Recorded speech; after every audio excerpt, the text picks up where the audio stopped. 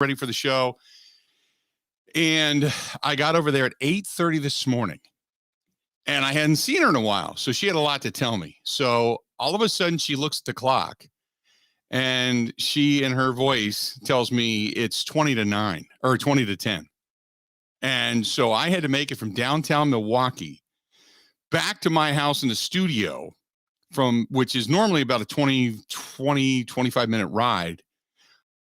I had to make it in like 15 minutes. So if there was anybody trailing me today, I apologize for breaking the land speed. But I made it, and now I feel better. I got here on time. Just as I was turning the system on, I was hearing the startup music today. That's how close I cut it. Ben, you ever been like that, running into the studio literally as the music is playing? Because there is no late in our business. It's not like you can say, hey, I'm running 20 minutes late. If you're late, everybody knows it because you're not going to be there. When the mic goes on, it's just nothing but there's nothing. You ever run that late? Nah, I'm an East Coast guy, so I need to be more than punctual or I get anxious. That I get. Well, there you have it. 877-867-1670, 877-867-1670. If you want to hit us up, by all means, go ahead and give us a shout. Would love to have you today. So here's the question, and we're going to talk about this tonight coming up on the huddle as well. But do you think the Packers can legitimately beat LA coming up on Sunday? That's it. Because, I mean, you and I are not going to be able to talk again. Well, we'll talk a little bit tonight during the huddle. But for the most part, those of you listening, you and I will not be able to talk again until after the game on Sunday. Do you feel this team is capable of beating LA? And we're talking, I would be shocked if Bakhtiari was back. I don't think he is. He's not going to be back for a while. Aaron Jones is not going to be back till after the bye week. Jair Alexander's not going to be back till after the bye week. You lost Elton Jenkins. He's not going to be around. You start to look at this team and go, man, how many injuries can they possibly overcome? How many things have to go wrong before this team just doesn't have the ability to do it anymore? You know, now they still have Adams and Valdez-Scantling and Cobb and Lazard and Amari Rodgers and such. But Josh Nijman now has to take over at left tackle. If I would have told you at the beginning of the season, your left tackle would have been Josh Nijman. Your starting guard would be John Runyon. Your starting center would be Lucas Patrick. Your right guard would be Royce Newman. And your right tackle would be Billy Turner. You'd think there's no way. And oh, by the way, here comes Aaron Donald and company. And then they traded for Von Miller on top of it. No Aaron Jones. It's A.J. Dillon and Patrick Taylor. How are they going to win this game? Dean Lowry's playing better. Kenny Clark's solid. Kingsley Keke, he's back. He came back from the concussion protocol, which is fantastic. You're hoping that you get some sort of Rashawn Gary back this week. There's going to be Preston Smith, Chris Barnes. You still have a solid Devondre Campbell. Tipa Galea played in this last contest. Jonathan Garvin, Shannon Sullivan. I go on and on and on. How do the Packers win this game? How do the Packers win this game? And what happens? What happens when OBJ takes the field? If anything, does it even matter at this point anymore? You know, does it even matter? How did the Packers win this game? I for the first time all season, I cannot pick the Packers to win. For the first time all season, I can't pick the Packers to win.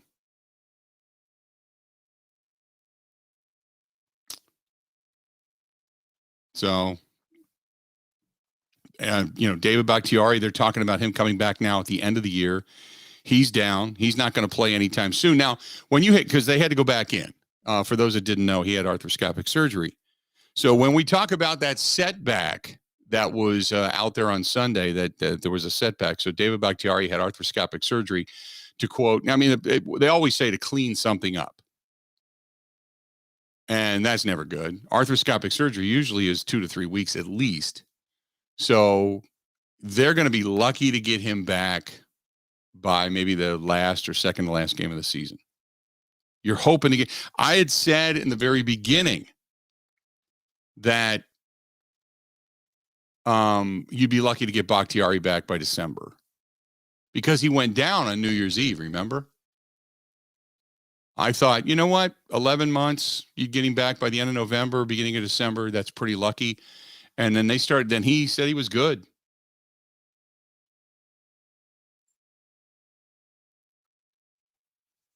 He said he was good, you know, and I thought, not for arthroscopic surgery. I mean, it's no. Usually that means when you go in and you repair an ACL and you're doing it now arthroscopically, you are, there's a number of things that, and I'm not a doctor, but from what I've had done, there's everything from you can get into cleaning up the knee, you can, which would mean, you know, a piece of cartilage or a piece of something broke free. You know, you're not usually going in there to do full reattachment of a ligament. That's not what you're doing. There can be something that's a body of some type, or there can be swelling due to scarring, due to spurs. If you have to reattach the ligament to the bone, there can be spurs that build up. I mean, there's just so many different things in there. I don't know specifically. And if somebody does, let me know. But they've been keeping it pretty close to the vest. But anyway, regardless, he had arthroscopic surgery. And so now it's going to be a matter of, you know, time before he can even come back and start practicing again, unfortunately. 877-867-1670, 877-867-1670. You tell me, how do you think the Packers win this weekend? Or do they? Or do you just say, you know what, this is going to be the first time in Matt LaFleur's head coaching career for the Green Bay Packers that he is going to take back-to-back losses? You tell me. 877-867-1670. Quentin says, it's a shame about David Bakhtiari, but they've been winning without him all season long. That's not my biggest concern. Losing Elton Jenkins is. How quickly they can get David Bakhtiari back will depend on how badly they need him. Nah, not anymore. Not anymore, because before it was like, hey, if he's close, maybe we can get him back this week and brace him up really, really, you know, good and whatever. But no. No, now it's no, he's had a setback. We had to go back in. Now that changes things. And remember, the Green Bay Packers have been notoriously safe when it comes to players and player safety. So they've always erred on the side of caution. Always erred on the side of caution. We got our power rankings today throughout the NFL. We're going to get into that, which is always interesting, always draws conversation. But what is this? This is from Tom. Says, having arthroscopic surgery, I just had the same thing done. And I had a piece of what they called a floating body in my knee and a little piece of cartilage they had to cut out of the joint. If Bakhtiari had the same thing, then it's probably going to be 2 to 3 weeks before he's even back doing some things. Maybe. But now at least we know. I mean, look, when they said David Bakhtiari day to day, I said when he had swelling, I said that's never a good thing. You can have swelling from what that usually means. Swelling is something that is causing an irritation and an inflammation. So it's either there's a body in there, and by that I mean there's a chunk of something that, say, came from the bone or what have you, or it's usually what they call meniscus. There's a tear in the meniscus, which is basically the cartilage, and the meniscus breaks free, or when the bone comes down, it can pop it so hard it can tear it sideways, which is what happened to mine.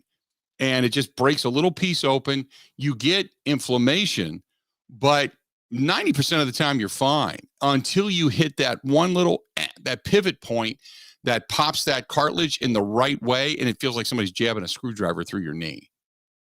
So that's, to me, when they say they had to surgically clean up the surgically repaired knee, but they're talking about the optimism of returning to play, especially when they go in with a knee scope. It's usually just to grab a body or trim a piece of cartilage or trim a piece of meniscus, as they say, to trim that up so it doesn't catch on anything to cause you pain and to cause inflammation and irritation. And that's ultimately what it is. So there you go. 877-867-1670. This portion of the program brought to you by our friends at Bud Light, the official beer sponsor of the Bill Michaels Sports Talk Network. Tonight, going to be down at Stenny's, 2nd and National, Walker's Point. If you want to come down and say hello tonight, got wings on special, got Bud Light specials tonight. And later on today, we're going to make an announcement where the program is going to be. I want you to stay tuned for that. A very, very special program coming up next week. Very special program coming up next week. So I want to make that announcement coming up here in about an hour from now, as a matter of fact.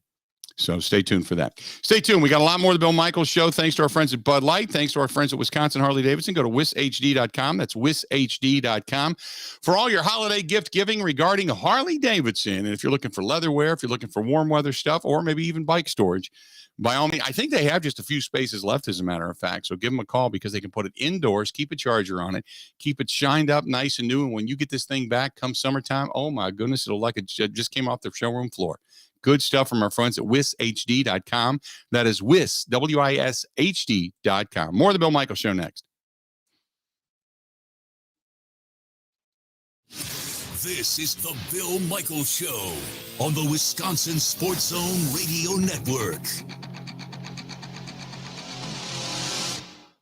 They don't repair cracked helmets, cracked teeth, or cracked stadium seats. They do repair cracked windshields. Complete auto glass, windshield repair and replacement, windshield camera recalibration, and more. An insurance-preferred service provider with free price quotes and a 100% satisfaction guarantee. Plus, you'll be happy to know you're dealing with a local, family-owned business who understand their Wisconsin neighbors. Visit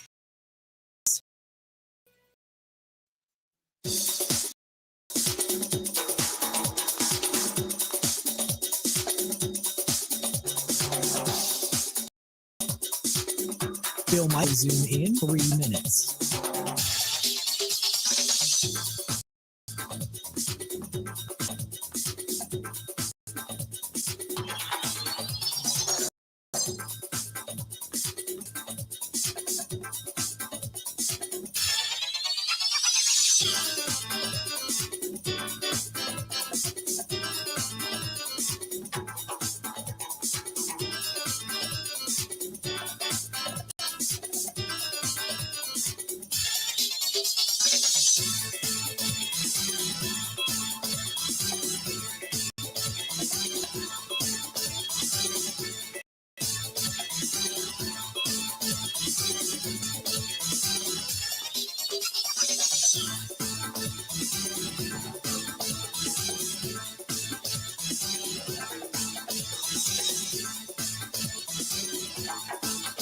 Bill Michaels will resume in 2 minutes.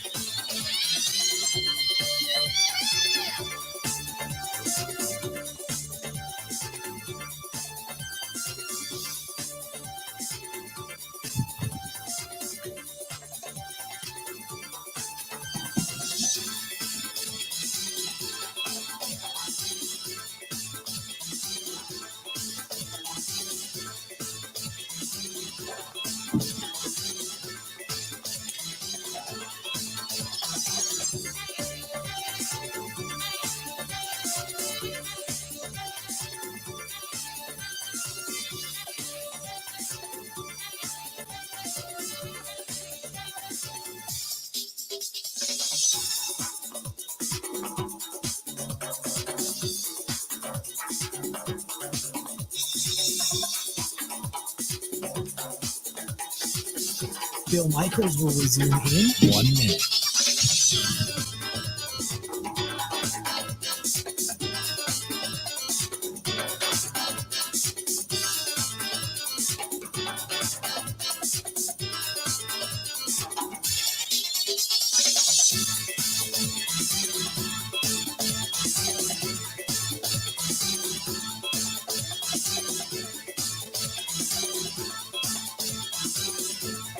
Bill Michaels will resume in 30 seconds.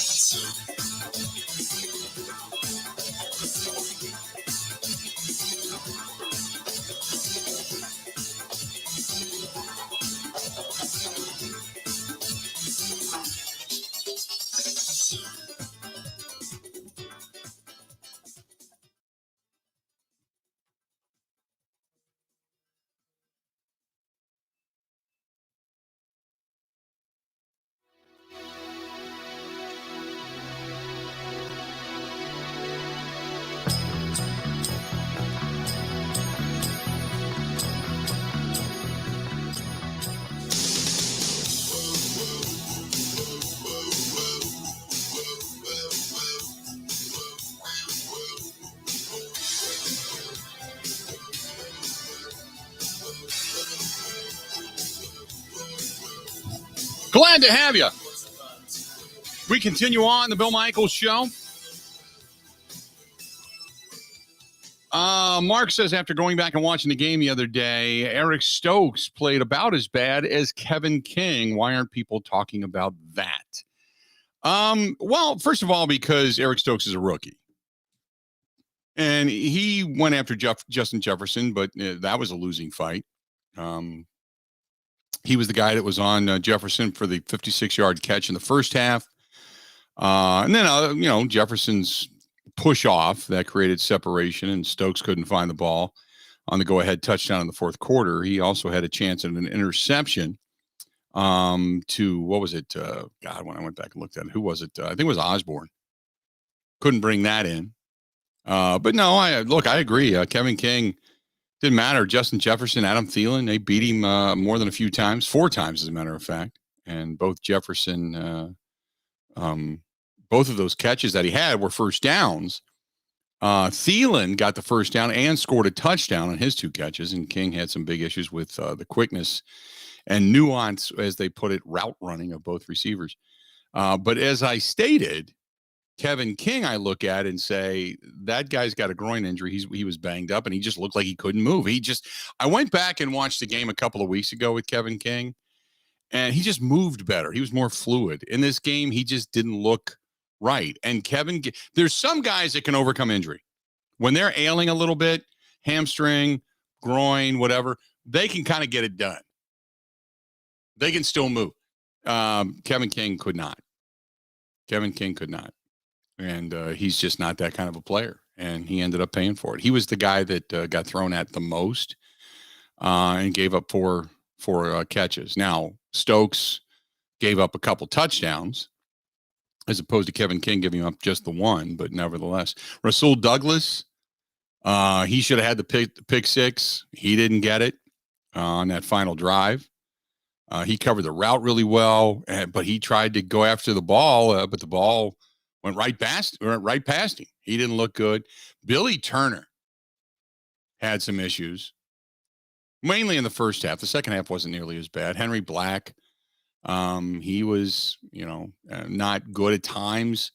He left. He did not provide help for Justin Jefferson over the top, and that didn't look good. Darnell Savage had 3 opportunities for interceptions. Now, the one time he did pick it off, and it ended up getting called back for the fact that, the late hit, or the helmet-to-helmet hit from Kingsley Keke on Kirk Cousins.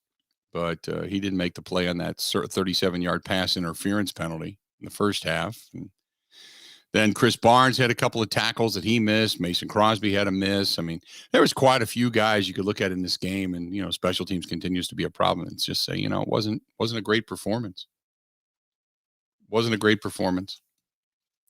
877-867-1670, 877-867-1670. If you want to give us a shout, feel free. This one is from Kristen. And Kristen says, hey, Bill, Glad that you're going to be on the air, and eventually we will be. What is going on next week? I heard some things. You know what? I'll make that. And that, man, word travels fast. I'll make that announcement coming up here in the next hour. And then said, hey, we're going up to the game this weekend. I believe the Packers can get a win. I think it's going to be hard fought, and the Packers maybe win by 3. But I think the cold weather will do in the team from LA. Yeah, it is supposed to be cooler. It is supposed to be cooler there. That I do know. This weekend, originally they were talking a couple weeks ago that this weekend might be a weekend where it's going to be really cold, and or this weekend where it's going to be much warmer, above normal warm. And now they're talking a bit about it being cooler than norm. And then again, that 14-day forecast, that thing sucks. You can't trust that for anything, right? Nothing at all. They're talking come Sunday, 37. 37 with a low of 23. By the time it starts to go down in the afternoon, you're talking low 30s to upper 20s. By the way, just an FYI, NBC Chicago, the Bears are going to fire Matt Nagy after Thursday's game.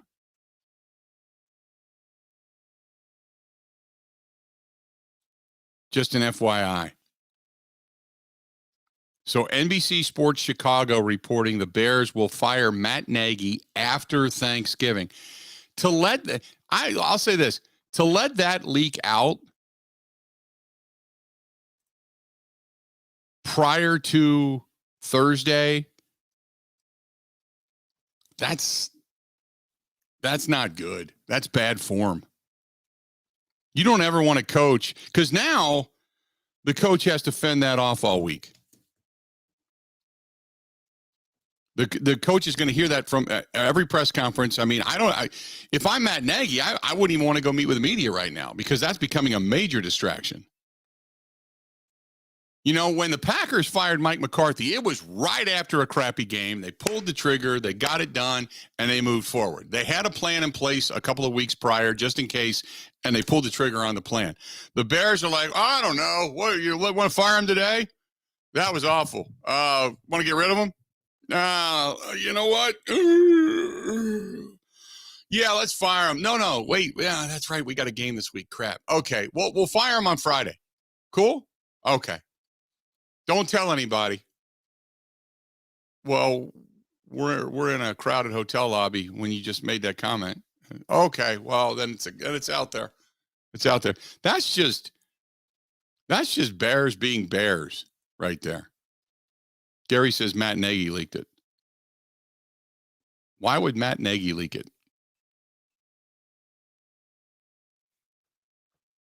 If there's a reason to do that, I could see if maybe, first of all, if Matt Nagy leaked it and he's been told that doesn't bode well for him. Because it should just be, hey, I'm not going to say a word. I'm going to do the best I can, hold my head up, and move on.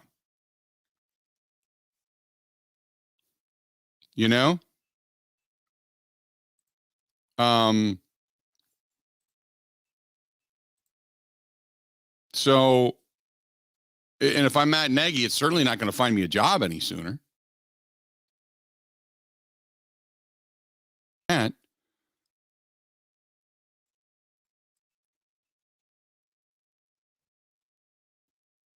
So I don't know why Matt Nagy would. The Bears could. Maybe just somebody inside the Bears organization is already preparing exit paperwork or something, and some internal worker leaked it. But it does say this, at least the report is that the McCaskies have never fired a coach mid-season. Now, the report does not mention Ryan Pace. So this did not come from Ryan Pace. So this is above him. And they didn't say whether or not Ryan Pace is out the door too, because Ryan Pace is basically the guy that put this whole thing together. I think they got the quarterback situation finally. I finally think that their quarterback situation at least is trending in the right direction. I think the Justin Fields pick was much better than the Trubisky pick. But for the things that their offensive line, they finally got a right tackle in Larry Broom, or Borum, I should say. It's not Broom, right? Borum? I always say that wrong. Their left tackle is Jason Peters. They're still not good. They still have Cody Whitehair up front, James Daniels. They've been better, but they're still not a good offensive front. The run game has been okay with David Montgomery. Allen Robinson is solid. Darnell Mooney's okay. Marquise Goodwin is good. But it's always a calamity of issues. And for the most part, it starts up front. And they're banged up on defense now. Akeem Hicks done for the year. Not Akeem Hicks. Danny Trevathan's done for the year. Khalil Mack is done for the year. So, and Akeem Hicks is always seemingly hurt. So their defense has been banged up. So part of that is more on Ryan Pace than anything. But Matt Nagy, I've always said, keep Matt Nagy around forever, because Matt Nagy's always trying to be the smartest guy in the room. Always.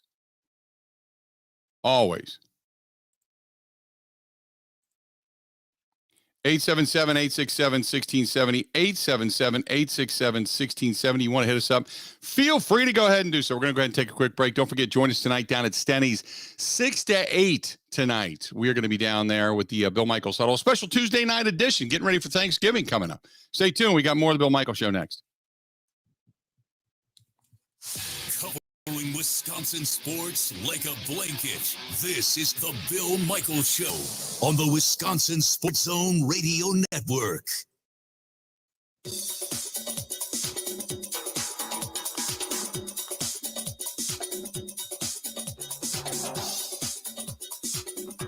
Bill Michaels will resume in 5 minutes.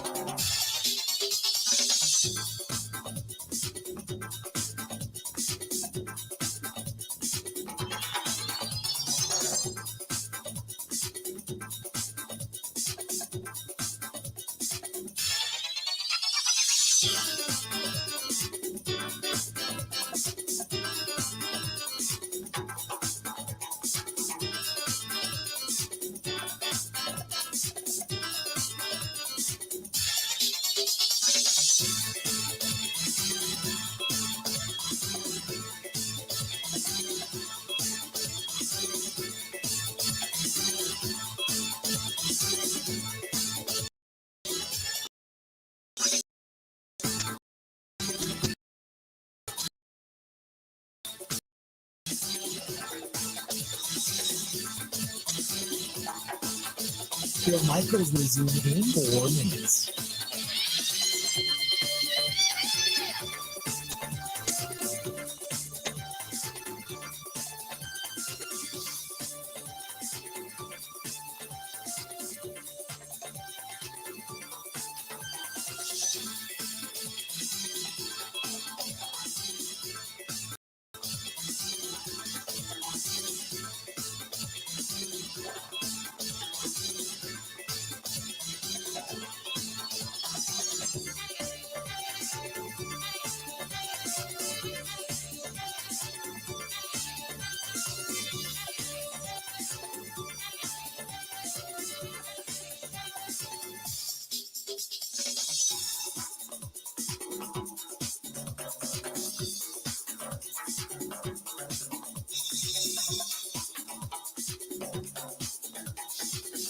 Bill Michaels will resume in 3 minutes.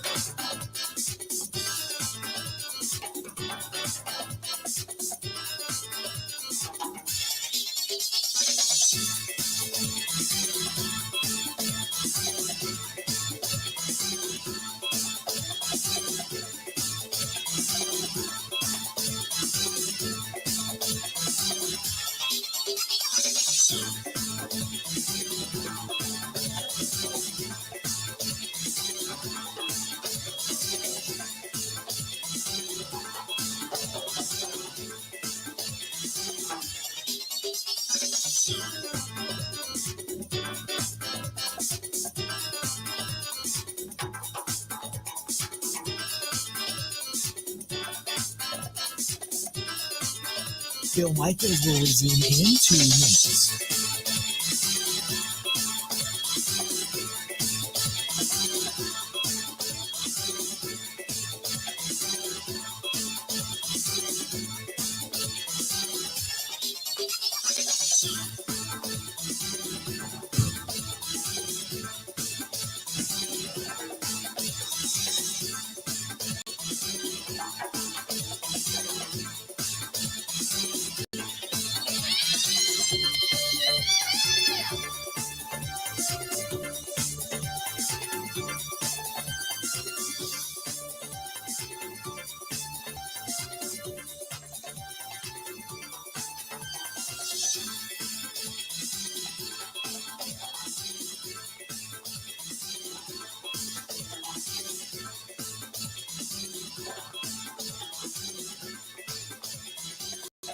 Bill Michaels will resume in 1 minute.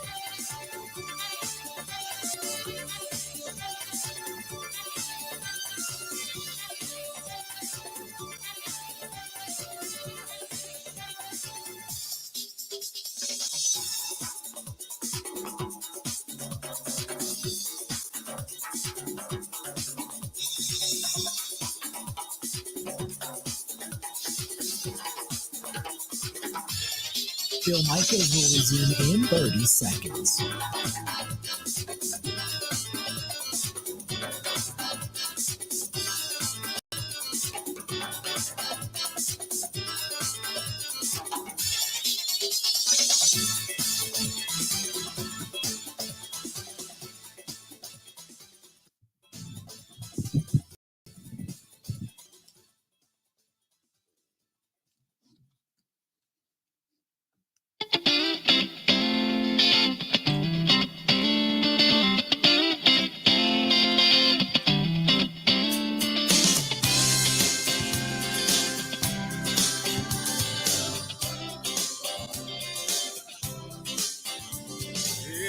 Always a crazy one, broke into the stadium, and I wrote your number on the 50-yard line. You were always a perfect one and a valedictorian, so under your number I wrote call for it. Welcome back to the program. This portion of the program brought to you by buddy Dwayne at Dwayne's Cover It All up in Waukesha, Wisconsin. The best when it comes to canvas and upholstery and such. And whether it's a boat cover and boat upholstery, or maybe you've got an awning out in front of your business, maybe you have some office furniture you need repaired or replaced, or how about in your house? You know, you got that old chair that you wanted to get covered that's from grandma from, years and years and years. He can do it. Dwayne can do it all. 715-870-2119, or to go to Dwayne's, D-U-A-N-E-S, Dwayne'sCoveredAll.com. That's 715-870-2119. 715-870-2119. Also, check out our friends, the huge selection that they still have, and they're all coming in now, finally, over at Skipper Bud's. If you're looking for a watercraft of any type for next year, get your season ready. That'd make a great Christmas gift for the family, too. But check out the huge selection. Yachts, pontoons, sports, deck boats, all that kind of good stuff. Go to skipperbuds.com. But call the one out in Pewaukee. That's where I go. And Todd, the GM out there, if you tell them you heard it here, they give you a little bit of a wink, wink, nod, nod, different deal. 262-544-1200. 262-544-1200. Get the Bill Michaels special out there at Skipper Buds in Pewaukee. 262-544-1200. And it's worth the drive, might I add, from anywhere. Let's get to the phone calls. If you want to give us a shout, by all means. Do the Packers get a win this weekend? What is your level of confidence? Or are you just picking against them, like I'm pretty much doing? I don't think I can go in that direction this week. Let's go to our buddy Mike. Mike, welcome to the program, man. What's going on? Hey, Billy. What's happening? I just wanted to say, how you doing today? I'm doing great. I got a haircut. I'm feeling good. I just wanted to say it was wonderful how you started your program for the incident in Waukesha. That's dear to my heart, too. And but what I wanted to say is that, was it the reporter from Green Bay that covers the Packers? I disagree with him. our backs for years and years and years cannot hang on the balls that are thrown right at them or get the interceptions when they need them. They seem to be dropping passes all the time. Mm-hmm. I mean, they're better this year, but still, they hang on to that interception. Minnesota doesn't go down and score. Right. Balls turned over in the fourth quarter. And also, Billy, how the heck is Iowa ranked 7 spots higher and 1 spot higher than Wisconsin after they got their rear ends handed to them twice, 2 weeks in a row? Yeah. I don't know. I just look and we'll talk about that, but I completely agree. I look, there's some things right now in the rankings that I'm not 100% on, to be honest with you. Some things that just don't look right. Well, like you said, it's always the favorites, Ohio State, Alabama. How do they all jump up? Well, I mean, they're until somebody beats them again, they're always going to be there because they're always top-notch programs. The fact that Georgia is good and Georgia's hung on to that top spot, I'm just glad to see a team that's coming out of a small conference like Cincinnati, undefeated, blowing people away for the most part, even though they play a weak schedule, that they tried this year by playing Indiana and beating Notre Dame. I'm just glad that they're in the top 4. I don't know if they're going to be able to hang on to it, but I'm glad they're right there. But then you've got, God forbid, Michigan get a win this weekend, which, first of all, would pain me very much. But to see if Michigan then could jump into that top 4 by beating Ohio State, say knocking out an undefeated Cincinnati. I hope Georgia beats Alabama, and then everybody moves up and Alabama drops out. And it's going to be interesting the way this thing shapes up. But I agree with you. The fact that the Badgers have 3 losses, but the fact that Iowa's got 2 losses, lost in ugly fashion, and Wisconsin beat them, that's a little bothersome, the fact that they're ranked ahead of Wisconsin at this point. And in the AP poll, it's only 1 notch, but what is it, like 6 or 7 spots in the coaches poll? It's ridiculous. I think it's 7 in the coaches poll, 12 to 18 or 19. Yeah, something like that. I think they're 18 in both polls, the Badgers are. So, but yeah, okay. I agree. Well, hey, you and the family have a wonderful Thanksgiving. Say hello to your dad. Wish him a good Thanksgiving also, and be safe. All right, buddy. See you soon, my friend. Appreciate it, pal. There you go. That's our buddy Mike. By the way, congratulations to Whitewater this past weekend. Got a huge win down there. Huge win. What else do we have here for you? This is from Reese. Reese says, hey, unit, I agree the defensive backs have never been able to catch passes and pick off balls. What is the problem? Are they not teaching them proper technique? I think sometimes when it comes to catching a pass as a defensive back, you either have it or you don't. I mean, you can do all the ball, drills that you want, but either you have it or you don't. Charles Woodson was good at it. Tramon Williams, good at it. Al Harris, good at it.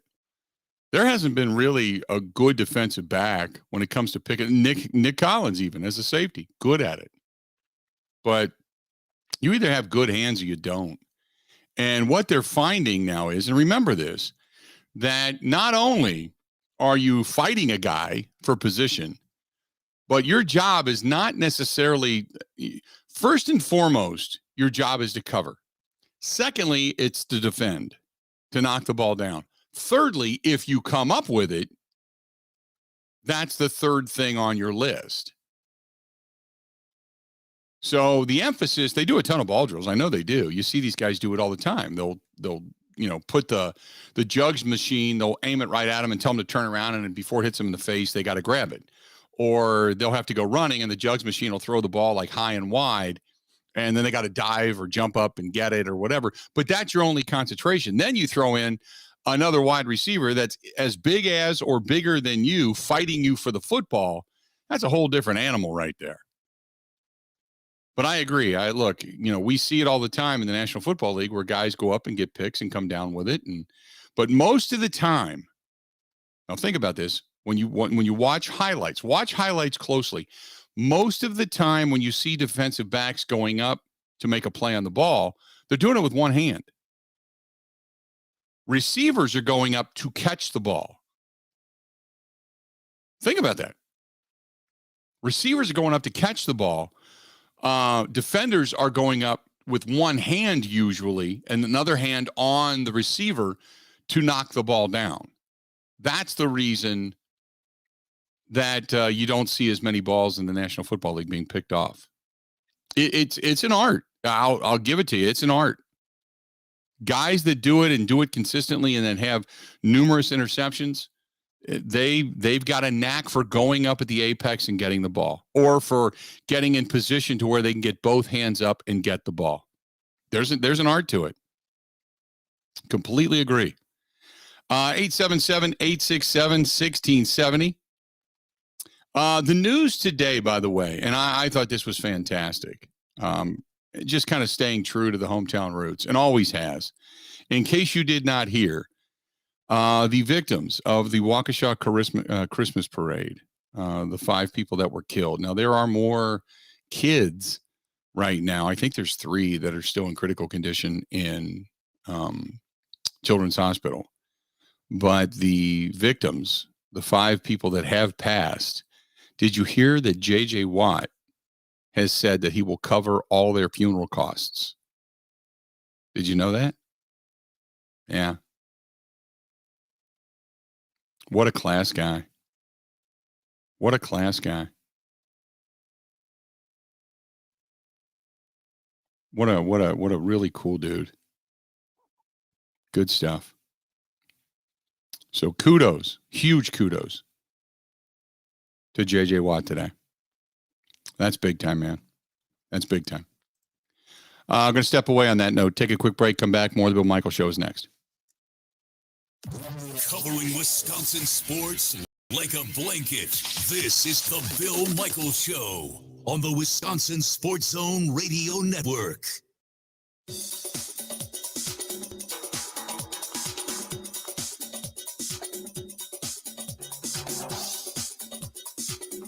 Bill Michaels will resume in 3 minutes.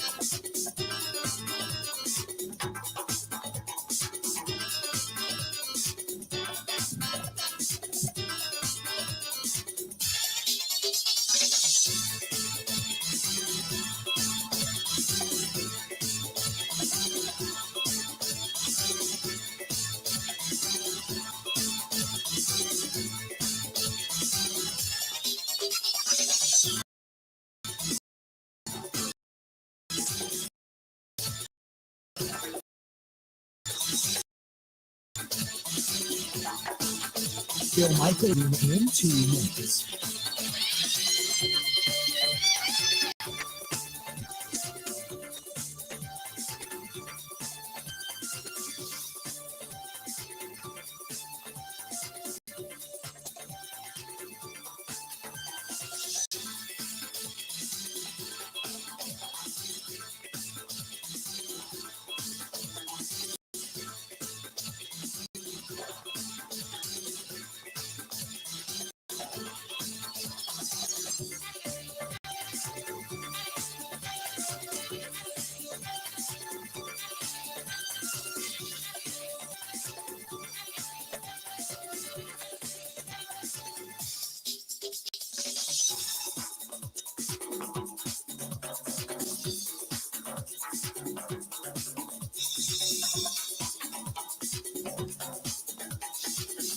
Bill Michaels will resume in 1 minute.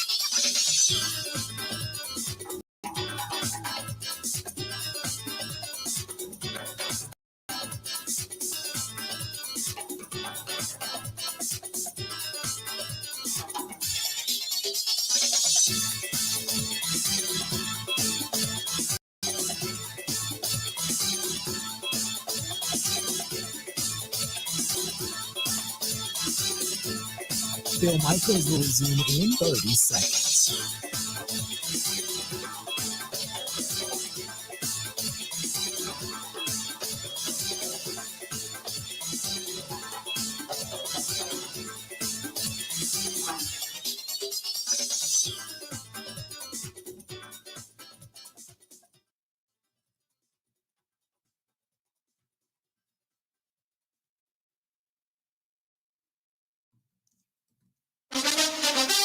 Now, in Green Bay, here's Mike Clemens. The Packers have a new left tackle. Josh Nijman returns as a starter this week. That's after tests confirmed Elton Jenkins suffered a torn ACL against the Vikings. Jenkins' left knee twisted as he tried to pick up Harrison Smith on a safety blitz. Aaron Rodgers was asked after the game, "What do you think of the prospects of playing the rest of the season without Elton Jenkins?" Man, he's been so versatile for us. He can play every position on the line. I think he's played at least 4 of them. So definitely hate to see that happen. Packers head coach Matt LaFleur. Josh has all the traits you look for in an offensive lineman. I mean, he is big, he's athletic, he can bend, he's strong, powerful, everything. It's just about putting it all together on a consistent basis. Now, Nijman started at left tackle for 3 games earlier this season when Jenkins suffered an ankle injury. Nijman, out of Virginia Tech, is 6'7", 314 pounds. I'm still learning every day, learning from my older teammates, my coaches, doing self-reflection. So I think the turnaround's a little bit more faster for me. As far as recovery, been working on finding new ways to recover throughout the day so I can be prepared for practice and for game days. That's Packers left tackle Josh Nijman. In Green Bay, I'm Mike Clemens on the Bill Michaels Show.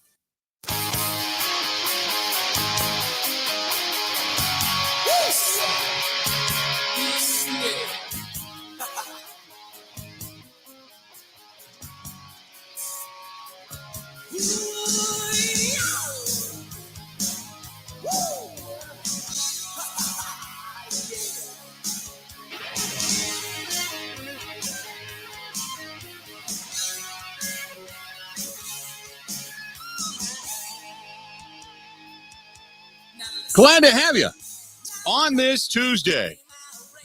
Getting ready for Thanksgiving. Everybody's, I think the kids are out of school tomorrow. Correct me if I'm wrong. Everybody's out of school, and tomorrow's work day is short if you have one at all. And then tomorrow night, you know what tomorrow night is, Ben, right? I don't. Tomorrow night is the biggest bar night of the year. Did you know that? Why? Because all the college kids are home and then they all go out together? Well, as a former bar owner, it was always my biggest money night. Everybody always thinks New Year's Eve is, and it's not. The biggest bar night of the year is always the night before Thanksgiving. One, yes, because a lot of the college kids and such get home and everybody gets out with their friends. But even on college campuses, college bar, nobody has to work on Thursday. So unless you're sitting at home and you're preparing the meal and getting up at 6 a.m. to start the turkey, nobody has to get up really early. But basically, except for Matt Nagy. Well, except for Matt Nagy, you are correct. But that's one of the days you don't have to get up. Most people do organized parties, house parties, and things for New Year's Eve because nobody wants to be out. They always say, I don't want to be out on the roads when the drunk drivers hit. But the biggest bar night of the year has always been the night before Thanksgiving. Traditionally, money make, and that's just, there was always kind of that number that was put out there. But until I actually owned my own bar, I got to see it for real. And the biggest bar night of the year is the night before Thanksgiving because everybody travels and everybody tries to see their friends and go out and everything before they sit down with family. And then that weekend, you're either so stuffed with tryptophan or you're watching the NFL or the college football or whatever. You're not going out. You're getting back into your routine. But tomorrow night is the biggest bar night of the year. So everybody going to be out and about tomorrow night. I know that we land in Rhode Island tomorrow evening, like at 8:00. And we're going straight from the airport to the bar to meet a bunch of Kristen's friends that she hasn't seen in like 7 to 10 years. So, I know that's what we're doing. Apparently there's a band or something playing at one of the bars near Newport, Rhode Island. But yeah, so we're heading out too. We're going to be one of those people. So tomorrow night, biggest bar night of the year. Look for fun and frivolity somewhere. 877-867-1670. When do you fly out? You fly out tomorrow too? Yeah, tomorrow, round 1.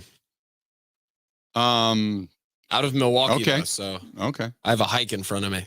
Andy says, what bar did I own? I owned a place on the Ohio River years ago called the Oar House, OAR House. And it was right inside a marina. There was a place called the Anderson Ferry Marina. And when you come down, there's a road called Anderson Ferry Road that runs in a river road. River Road goes all the way up along the riverfront and right into downtown Cincinnati. But if you take Anderson Ferry, it comes down off of the hill, which is Delhi. And at the bottom of the hill, you can go straight across the railroad tracks, and the road literally goes right into the river. Well, there's a ferry that runs there that ferries you. I think it's 10 or 15 cars it can take.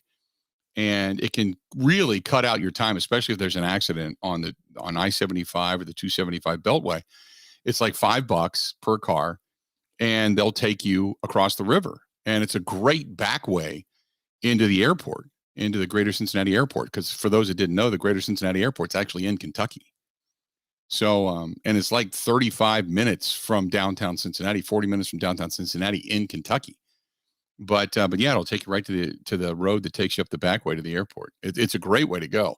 So for all those cars, right next to that is the Coast Guard station, and then right next to that was the marina. And so I went in with another guy. We built a bar and had a great cabana type of bar, and it ended up doing really, really well for a couple of years. But you know how it is when you're young, drunk, and stupid. You know, what's the old adage? What's the song from Jimmy Buffett that says, I had all this money and then pissed it all away? That's exactly what I did. But it was great. It was such a fun time. It takes a lot, man, to own a bar. You got to have some stamina to be able to do that. But that was the bar that I had. It was awesome. It was really fun. 877-867-1670. This one's from Kathy says, where are you going to be watching the games on Thursday? Actually, watching the games with her family, or in the morning, probably in the hotel room, or maybe try to see if a pub or something's open. But beyond that, going to be doing with the family. And then after that, I don't know. Couldn't tell you. Don't have it planned that far out, but thank you for asking. Max says, no way the Green Bay Packers win this coming weekend. The LA Rams are coming off of a bye. The Packers just look as if they're just trying to get to the bye week. And I think the Packers bye week is coming 2 weeks too late. By then, they will have lost 4 games, 2 straight for the first time in Matt Nagy's career, off of the second loss in the division of his career. This is not going to be a good look as they just try to get healthy for the stretch run. Well, that's just it. Let's say they do lose. Let's go off the premise that they do lose this weekend. It's still not the death knell. I mean, people are acting like, oh my God, if they lose this week, the season's over. I mean, no, not at all, really. I mean, you know, like I said, you may lose your stranglehold on the ability to get to the top spot, because I think the Cardinals maybe lose once more. Maybe. That game, that loss to Minnesota was one of those unexpecteds. As the injuries began to mount, Aaron Rodgers not practicing, you kind of got the sense that this might not be good. But the Cardinals and their schedule, man, I don't see them really losing, but maybe one more. I just don't. I don't see the Cardinals losing, but maybe one more game. That's it. Maybe 2, maybe. But they don't have a really tough schedule to go. Next up, they got Chicago, because they're on a bye week now. So they got Chicago. Maybe they lose against the Rams. Then they've got Detroit. Then Indianapolis. Indy comes into Arizona. Maybe they lose to Dallas. Then they have Seattle. And they just beat Seattle 23-13 this past week and did it handily. So I don't see them really losing another game, but maybe the Rams, maybe Dallas, but they're a good football team. And that Rams game's a Monday night game. And that Dallas game, I think that's on the second. Yeah, that's the second Sunday, January 2nd. That's a noon kickoff. That's in Dallas. So maybe they lose that game. But for the Packers to get the top spot in the NFC, you can't stub your toe. Pardon the pun. And if they lose this one, if they beat the Rams, optimism should reign supreme coming out of the bye week. We'll talk more about that. Stay tuned. Hang in there. More of the Bill Michaels Show. It's coming up next.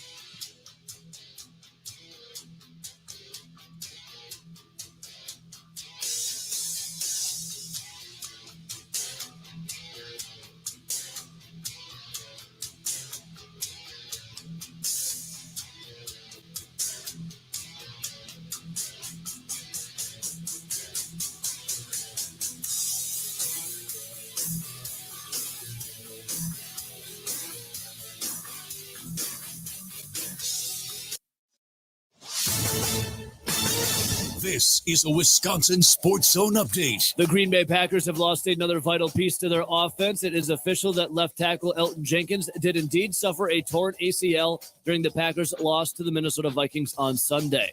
Here's more from head coach Matt LaFleur. It's unfortunate. Certainly, Elton's been a big part of this team and still is a big part of this team, but he just won't be out there with us. And it's just one of those deals that it's an unfortunate part of our game. And we've had a lot of guys, unfortunately, that have to go through this. With the return date of David Bakhtiari still unknown, the Packers now turn their attention to Joj Nijman at left tackle. LaFleur was also asked after all the special team struggles, would there be a change at kicker? Mason Crosby has been there since 2007. Our operation has got to improve. That's from the snap to the hold to the kick. So we'll continue to work on that, but certainly have a lot of confidence in Mason. Never would have sent him out there if we didn't on a 54-yarder, and he came through. The Packers will now host the Rams at Lambeau Field this Sunday for a 3:25 kickoff. Keeping Wisconsin strong. All business owners want the same thing, to make their business succeed. At Rural Mutual, they help that happen. As the third largest writer of commercial business in Wisconsin, they take the time to learn your business so they can properly protect you. Call your local agent today or visit ruralmutual.com. Rural Mutual Insurance. Keeping Wisconsin strong. Wisconsin basketball overcame a slow start, erased a 16-point deficit, and had a career-high 21 points from Jonathan Davis to beat Texas A&M at the Maui Invitational 69-58. The Badgers now advance to the semifinals, where they'll face number 12 Houston at 4 o'clock. And finally, last night at the Pfizer Forum saw the Milwaukee Bucks build as big as a 51-point lead as they would go on to beat the Magic 123-92. For the Wisconsin Sports Zone Network, I'm Ebo.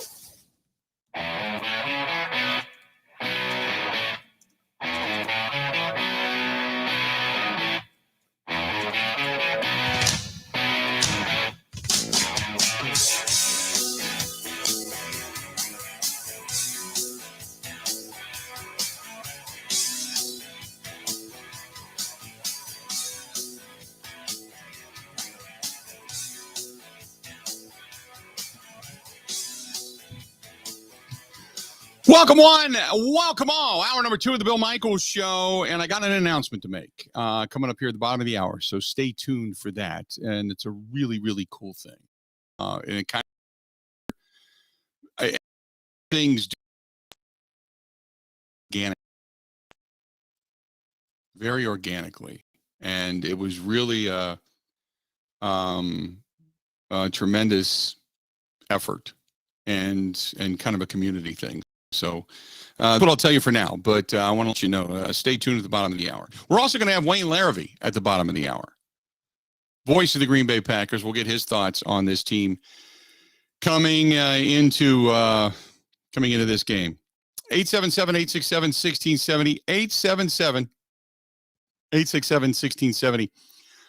Mark says, maybe the Cardinals lose one more game. I can't see them losing to Chicago, Detroit, or Seattle, even Indianapolis for that matter, even though Indy's playing much better football.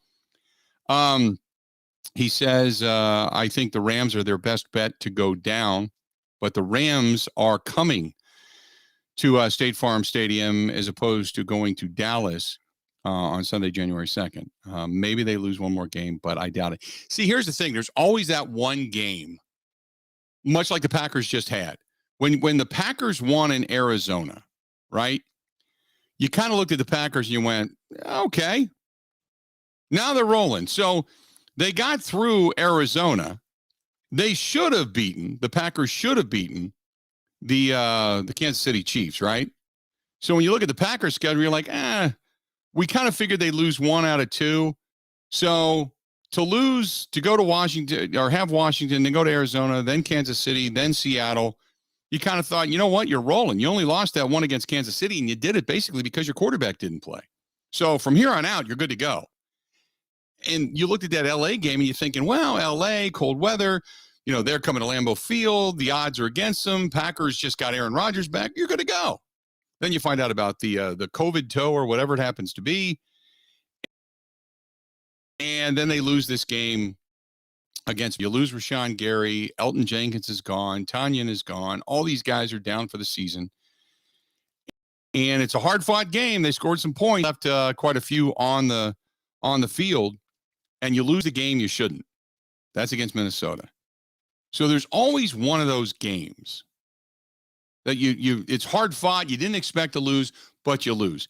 The only game I can see Arizona, maybe that being one of those games. I shouldn't say the only. There's probably two there, and you're most likely right. When you look at Arizona's schedule as the top dog in the NFC, they're not losing after a bye week on the road in Chicago. Now think about this, unless Chicago fires Matt Nagy, they too have 10 days or 9 days, whatever it is, to get ready because they play on Thanksgiving. They have time to, whatever they're going to do, talk to this team, and then usually after a coach firing, it goes one of two ways. You either get the win and you're like, yeah, we can overcome this, or you completely circle the bowl and you completely go down to crapper. You get the sense that maybe the Bears get a little bit healthy, and after those 9 days, they reevaluate, they come back strong. Justin Fields has time to heal up a little bit, and maybe they get that win, but I doubt it. Then they face the Rams. Detroit, they're not going to lose to Detroit. Maybe Indianapolis, but it's at State Farm. It's at State Farm Stadium out in Arizona. They're not losing that one. And the last game of the season, they're not losing against Seattle. That also is at home. So realistically, maybe they trip over themselves against Chicago. I doubt it. They're on a bye as well, getting ready for Chicago.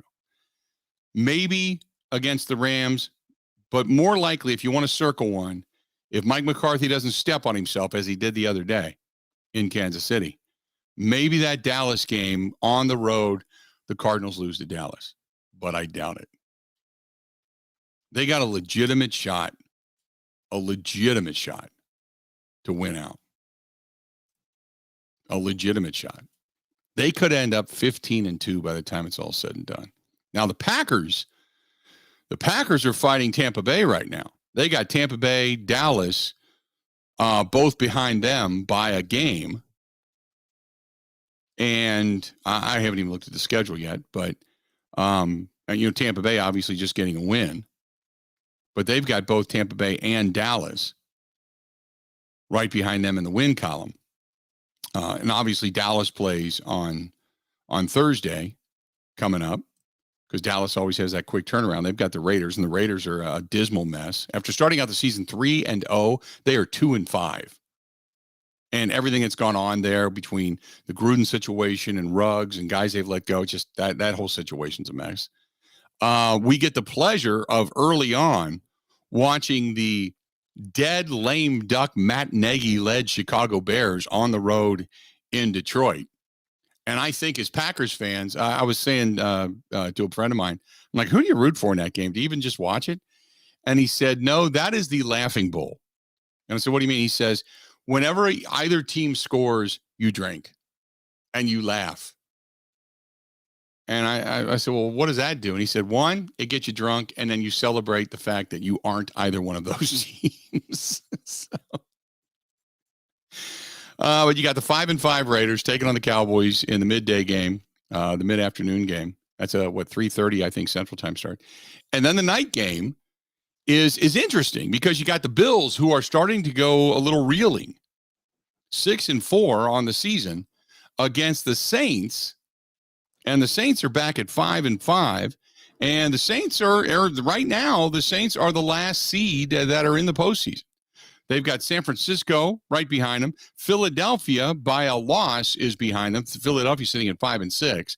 So I think right now, if you are, say, Philadelphia, if you're San Francisco, any one of those teams, you're kind of looking at it going, man, we need the Saints to lose.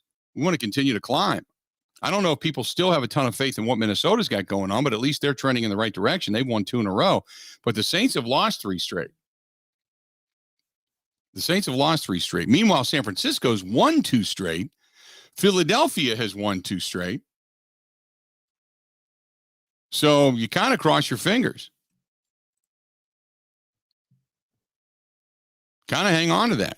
By the way, the rest of this season, the rest of the NFL strength of schedule, based on the evaluation of Mike Clay of the NFL Network, Philadelphia has the toughest strength of schedule. Am I reading this correct, Ben? Oh, no, easiest. Okay, that's the easiest. By far. Okay. I'm going to be like, holy mackerel, there's no way. That guy's smoking rope. Okay, that's the easiest. Green Bay has was that right? The fourth easiest schedule from here on out?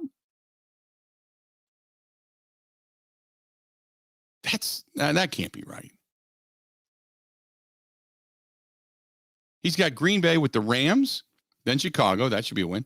On the road against Baltimore. Cleveland coming into town. Minnesota coming into town and on the road against Detroit. That's the fourth easiest.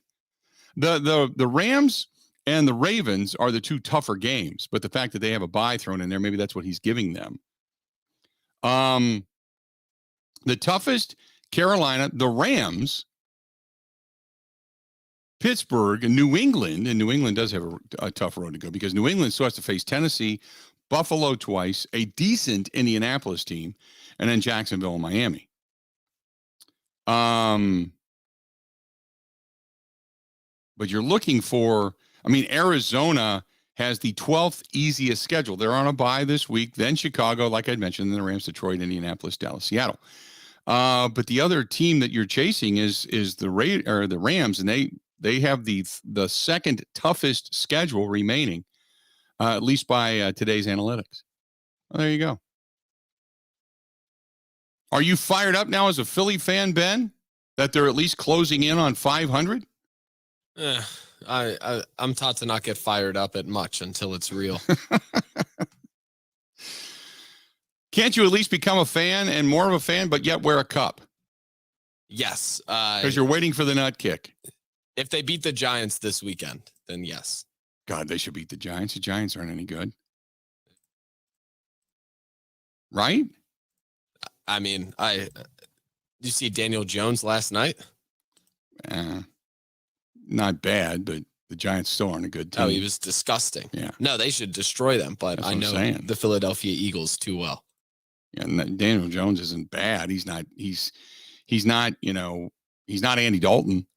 I think Andy Dalton is just, even though Andy Dalton came in and threw that long touchdown pass, Andy Dalton, there's something about Andy Dalton. He doesn't have dynamicness to lead a team anymore. He's kind of looked at as the ugly stepchild.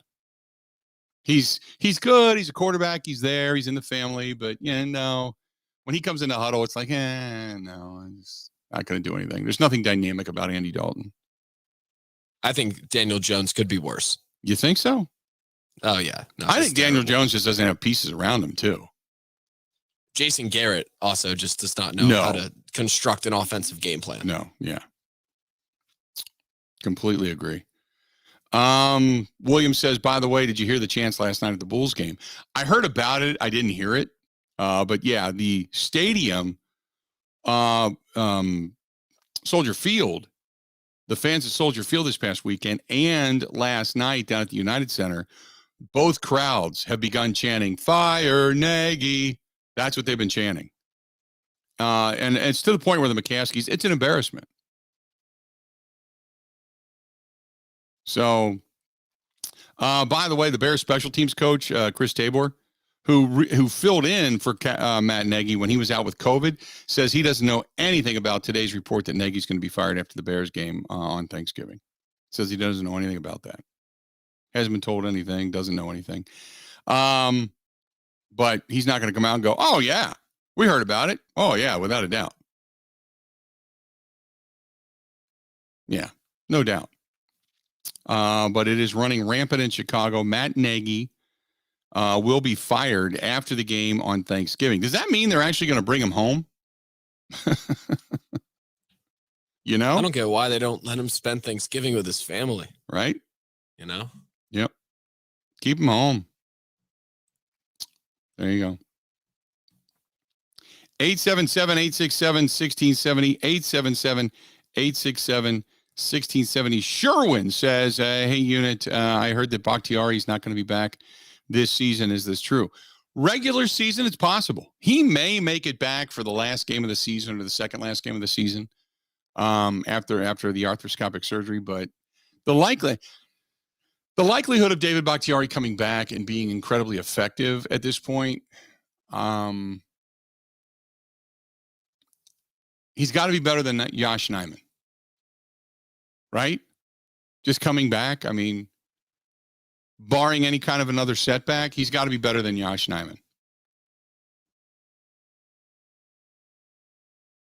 But I mean, I don't even know if he's going to make it back. You're an offensive lineman. You need leverage. The knee injury happened on New Year's Eve last year. It usually takes you a year, 11 months at least, to recover and become strong enough to play in the National Football League. And now you're talking about a guy that uses lateral movement and leverage. I thought it was too soon when they said he was working out and doing a lot of things drill wise during training camp. I thought that's way too soon. And maybe it was. Maybe he just wasn't ready. Maybe he just wasn't ready. Andy says, not bad. What the heck game did you watch? I watched a game. Look, I watched a game last night where they have zero offensive line. The Giants, look, I'm not saying by any stretch of the imagination, when it comes to the New York Giants and their quarterback, I'm not saying that Daniel Jones is a good quarterback. I'm saying I think he's better than Andy Dalton. But their offensive line, Andrew Thomas is still trying to come into his own as an offense. Will Hernandez got his ass ate. Nate Solder, he's been okay, but he's not great.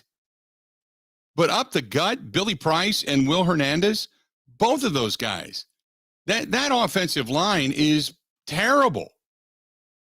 Terrible. And they don't really have great wide receivers to begin with. Kenny Galladay's okay. Sterling Shepard is good. It's not like they've got these burners that he can't throw, like he's just not getting the ball downfield. It's just not a good football team. Their offensive line sucks. Sucks. So again, I'm not saying he belongs in the same conversation with Tom Brady or anybody else. Come on, man. No way. But Daniel Jones was thrown into a situation of which he had no quarterback had any business being thrown in. Between the Jets and the Giants, they suck. They have nothing in the trenches. It's consistent. Just watch their quarterbacks, both of them, under siege all the time. 877, hit us up. Bill Michaels Show now. This is the Bill Michaels Show on the Wisconsin Sports Zone Radio Network. Gina Miller from Pella and the Title Tones Game Day Train, take 47. I'm leaving. On a game day train to Titletown. What did Gina get us into? Come on, Leroy, Wayne, Tosh, we can do this. I don't know, Gina. I'm just not feeling it. Same here, Leroy. Yeah, what's our motivation? Well, with chilly winds sneaking in, Pella Windows and Doors of Wisconsin can replace those leaky, stuck, and squeaky windows and doors, and we install year-round. I was thinking more like matching crushed velvet jacket. Ooh, in green and gold? Oh, yeah. Now we're talking. Listen, how about if we offered Pella Windows and Doors of Wisconsin fans 12 months, no payments, and no interest? Maybe. Plus 20% off installation. Yeah, that's more like Now we're cooking with gas. But only through November 30th. Set your free consultation now at PellaWI.com. Certain restrictions apply. See showroom for details. Woo, woo. Oh, that was good. Woo, woo.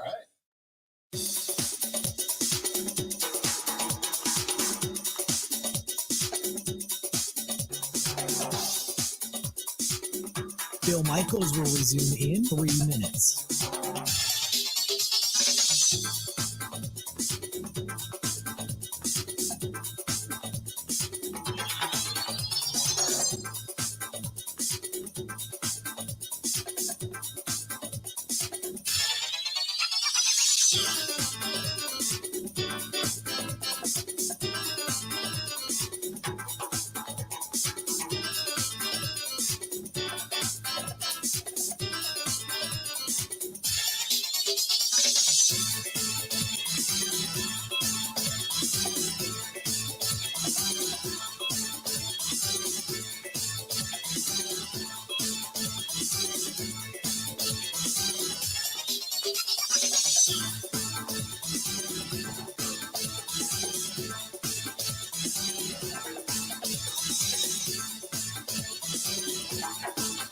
Bill Michaels will resume in 2 minutes.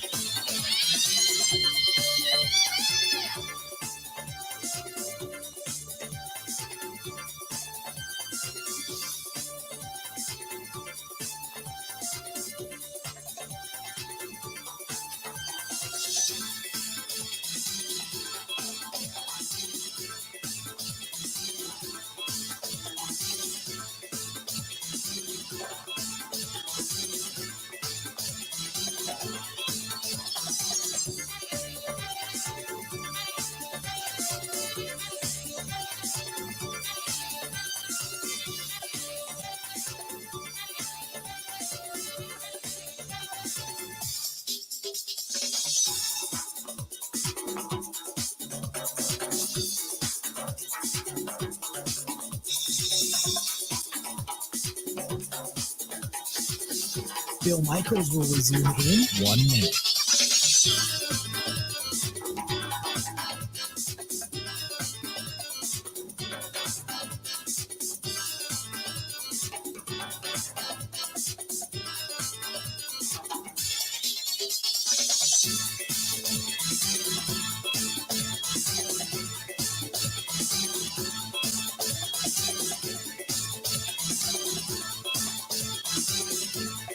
Bill Michaels will resume in 30 seconds.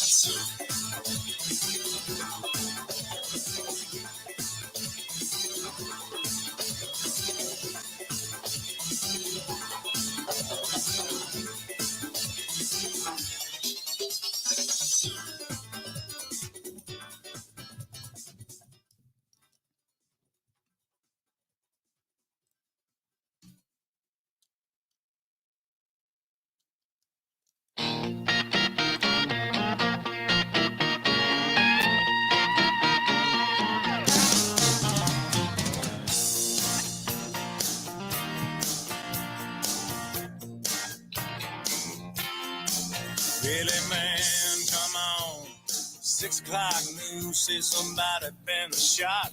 Somebody's been abused. Somebody blew up a building. Somebody stole a car. Somebody got away. Somebody didn't get too far. Yeah, they didn't get too far. Welcome back. Yeah, you look at Daniel Jones and even Zach Wilson of the Jets, and both guys have been sacked in the upper echelon, the top third of the National Football League. As a matter of fact, Zach Wilson's got a worse pressure rating than Daniel Jones does for the Jets. He's been pressured 23.5% of his dropbacks this year. Almost 1 out of every 4 he's under siege. So it has he's been under pressure quite a bit, but both guys have been sacked 20 plus times so far this year, and in about the same number of dropbacks, as a matter of fact. Ben Roethlisberger also the same amount of sacks, and Ben Roethlisberger's under pressure more. The Pittsburgh Steelers offensive line is worse than both Daniel Jones and the New York Giants and Zach Wilson and the New York Jets.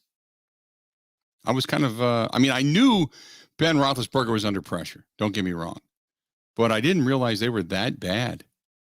Justin Fields, when I was talking about that earlier, Ryan Pace for year after year after year has always tried to bolster the offensive line. Justin Fields is under pressure 29, almost 30% of his dropbacks. 1 out of every 3, almost 3.5 dropbacks. That's a little startling. Justin Fields, the number 1 quarterback in the National Football League, sacked 31 times, has received more pressure than any quarterback in the NFL. That was a little startling. Davis Mills from Houston, about the same, just a tad less. Baker Mayfield, by the way, did you hear Baker Mayfield just rail on the fans? Ugh. What a dumbass. Disgusting. Yeah. It's like Javi Baez, but worse. Yeah. He said he doesn't give a blank about the fans. Those are the same ones that scream and cheer when they're on offense, that don't shut up, and then blame the fans and said he doesn't owe anything to any of them. Again, Baker Mayfield has never denied a post-game presser.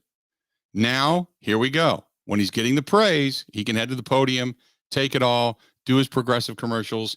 He can go on ESPN. He can be a color analyst. He can say, give me all the accolades. But when adversity hits, you need to be a leader. That you're the leader. You're the number one overall pick. You're going to come with a heavy amount of scrutiny, and you have to understand that. And you can't be this petulant little baby. And now he is. Now it's clearly getting to him. Clearly getting to him. So, Baker Mayfield, man, taking a public beating right now. Hey, speaking of that, did you agree with, by the way, and we talked about this yesterday, Ben, so Isaiah Stewart gets 2 games from the Detroit Pistons. LeBron gets a 1-game suspension. Did you almost fall out of your seat when you saw that? I didn't agree with it, but I tend to not really care about the NBA in November, so I didn't lose any sleep. Plus, I'm not that surprised by it, you know? It's now the argument is that Stewart went nuts and kept going and going and going. And that's true. And I said that yesterday. So had he not done that, LeBron would have been suspended anyway. But I went back and watched that again, and I don't know what was said to Stewart, but he just, look, somebody hits me in the face. I don't know how I'll react, but in my opinion, maybe he way overreacted. He just went nuts. And when you're fighting your own teammates, and it's like, come on, just stop. What are you going to do? If you want to get retaliation, go down the hall. When LeBron gets kicked out of the game, go down the hall. Try to whoop him up man to man in the hallway. Then you throw down. But out there like that, that's, you're not going to get that. And then LeBron only getting a game. And I watched that again for people that said LeBron de-escalated the violence. No, LeBron realized as he was getting into it that he was about to get a punch. He might have gone down. LeBron's the hold me back. And then when his guys got there, went, okay, I'll walk away. It's like, no, LeBron just, he hid behind the refs. Yeah, and that too. LeBron's a punk. He has shown his true colors over and over and over and over again. He's shown his leadership. At times you start to believe in him and go, yeah, here you go. Okay, you can understand LeBron. I've never been a big LeBron fan, but I get it, Best player in the game, most talented, is so versatile, can do so many things. Here you go. And then he does punk-ass LeBron stuff. And you just go, okay, these are the reasons I never liked the guy. Just, and again, you just, I don't know. Never did. So LeBron gets a 1-game suspension. Isaiah Stewart, who was the guy that took the punch in the face from LeBron, gets 2 games because he went nuts. He escalated an on-court altercation by repeatedly and aggressively pursuing LeBron James. So James is not even going to appeal it. He's going to serve a suspension tonight when the Lakers visit the Knicks at Madison Square Garden. And Stewart, he's going to miss the Pistons' home game against Miami on Tuesday. And their game Wednesday night against the Bucks. Now, some say, well, it's because of the money. James is going to miss 1 game, and he's going to lose $284,000 in salary. Stewart is only going to lose about $45,000. No, this is the precedent of how many games you're going to miss. Now, don't forget, the Lakers and the Pistons, suspensions will be done, and those 2 teams meet in Los Angeles on Sunday. Think about that. I'm going to take a break here a minute early. I got an announcement to make coming up next. So stay tuned. More of the Bill Michaels Show is next. This is the Bill Michaels Show on the Wisconsin Sports Zone Radio Network.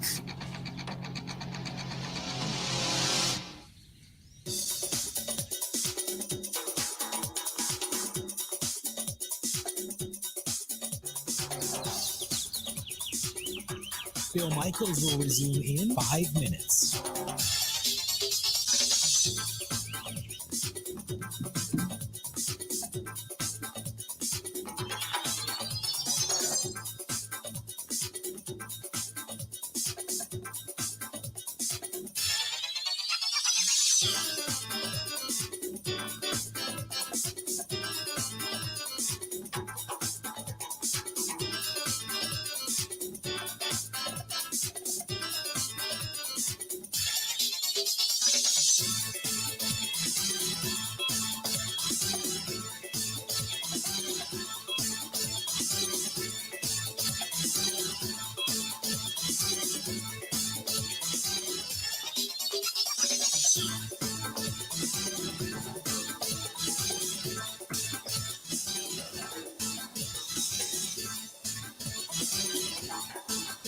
Bill Michaels will resume in 4 minutes.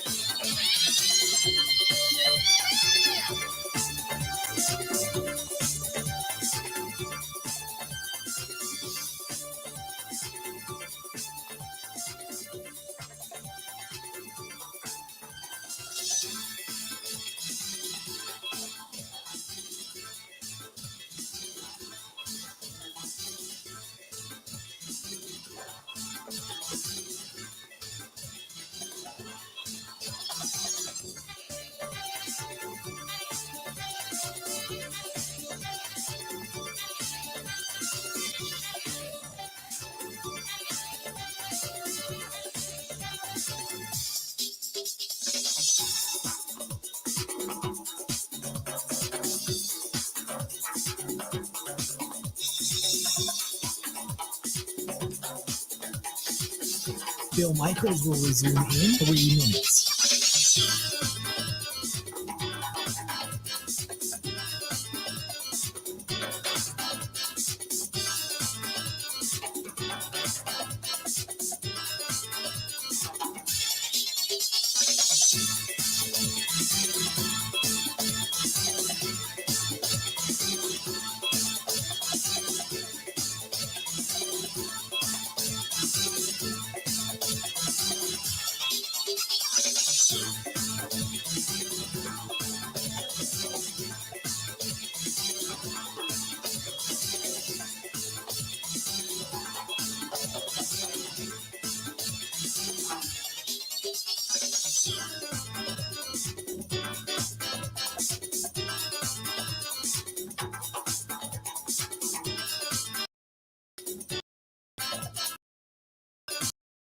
Bill Michaels will resume in.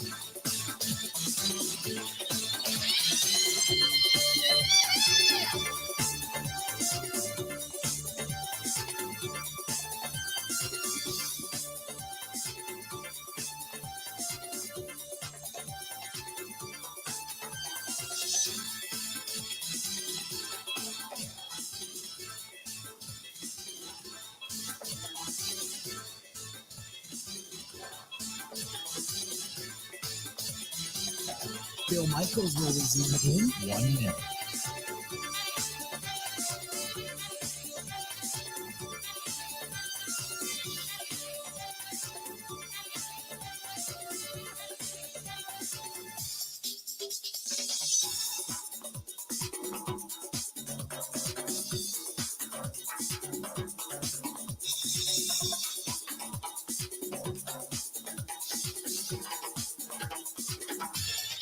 Bill Michaels will resume in 30 seconds.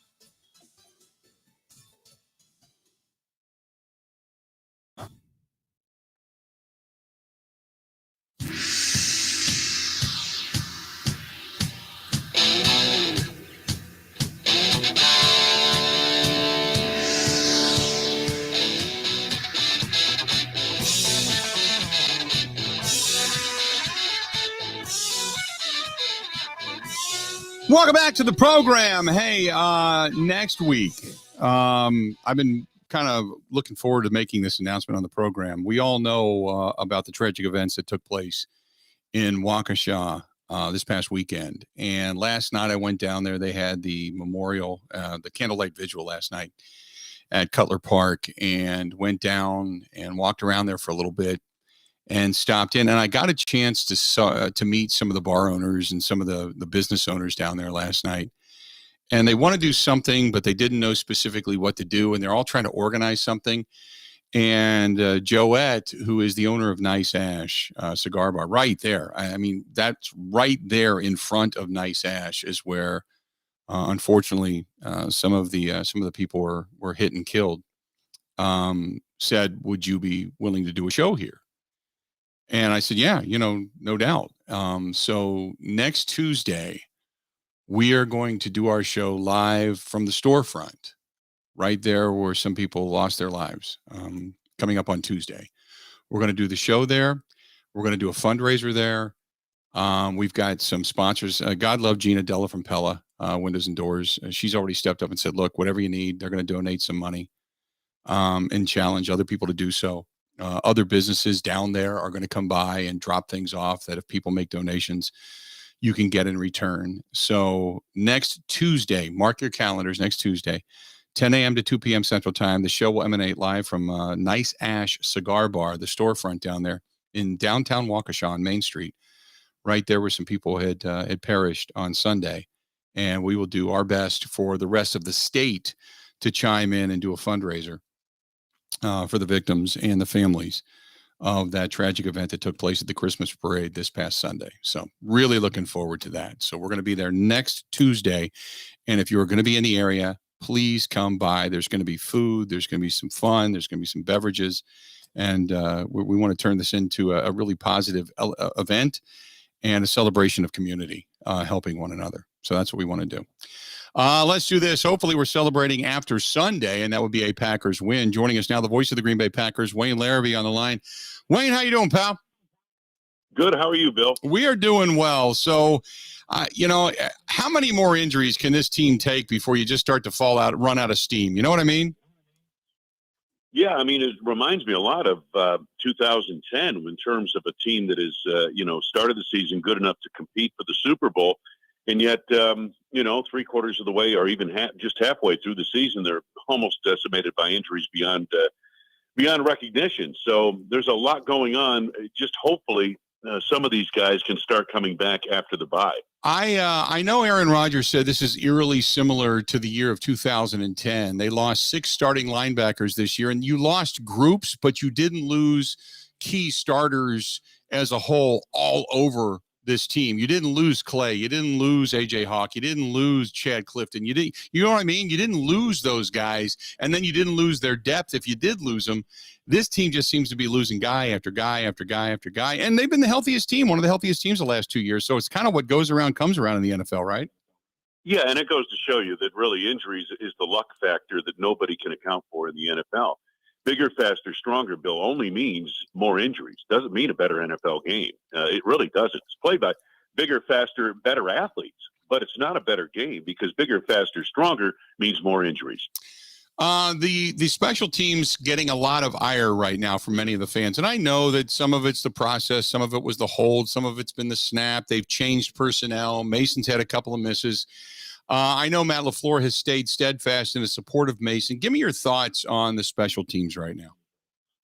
Yeah, I mean, people are clamoring and saying, well, they got to make a change at kicker. If it was anybody else, they'd make a change and all that. Well, 2 things about that. Number one, who are you getting? Okay. A young Jan Stenerud is not walking in that door. Okay. Mm-hmm. And there's not another Justin Tucker out there. There really isn't. So, and they're, if anybody's any good, they already have a job. Trust me. There are personnel departments in every NFL city that scour this stuff. So if anybody good out there is still on the street, chances are they're not as good as you think. So, and the other factor is this, and this is the number one factor. You know Mason Crosby. You know the winds at Lambeau Field swirl in that building. It's one of the more difficult places to kick the football in December and January. Mason Crosby knows it like the back of his hand. Has he had some issues this year? Obviously, with the process, yes. And maybe some of it, all the stuff that he's gone through this year, he's never had a year where he's lost his snapper and holder in the same season. That's really, when I look at it, that's probably the biggest factor. Did he miss a couple that he should have made? Sure. When the process was fine and everything else, there's no question about that. But they all do. But you have a track record with Mason Crosby. He's a veteran. He's won a ton of ball games for you, including 2 of them this year. with a last-second kick. So, no, I don't see any reason why you would make a change at that position right now. Defensively, I don't know how much we miss Merciless and how much we miss Rashawn Gary, but certainly through the first half of that game up in Minneapolis, you could clearly tell that they were mixing and matching, and Joe Barry was trying to figure out what they were going to do, how they were going to get pressure on Kirk Cousins. They just couldn't do it in the first half of that game. Then finally they started to work things out, but never realized how much this team would miss Whitney Merciless and Rashawn Gary. And hopefully Rashawn Gary can come back this week, but again, your pass rush, you can only lose so many guys before you just, you don't have a way to do it unless you're doing all-out blitzes. Well, Whitney Merciless, I think of Larry O'Brien's book, Johnny, We Hardly Knew Ye, based on John F. Kennedy. Whitney Merciless was here for a cup of coffee, essentially, a couple of weeks. So he got a sack, and unfortunately, he was just starting to come into his own. But, the guy they missed certainly this weekend was Rashawn Gary. Because you haven't had Zadarius Smith.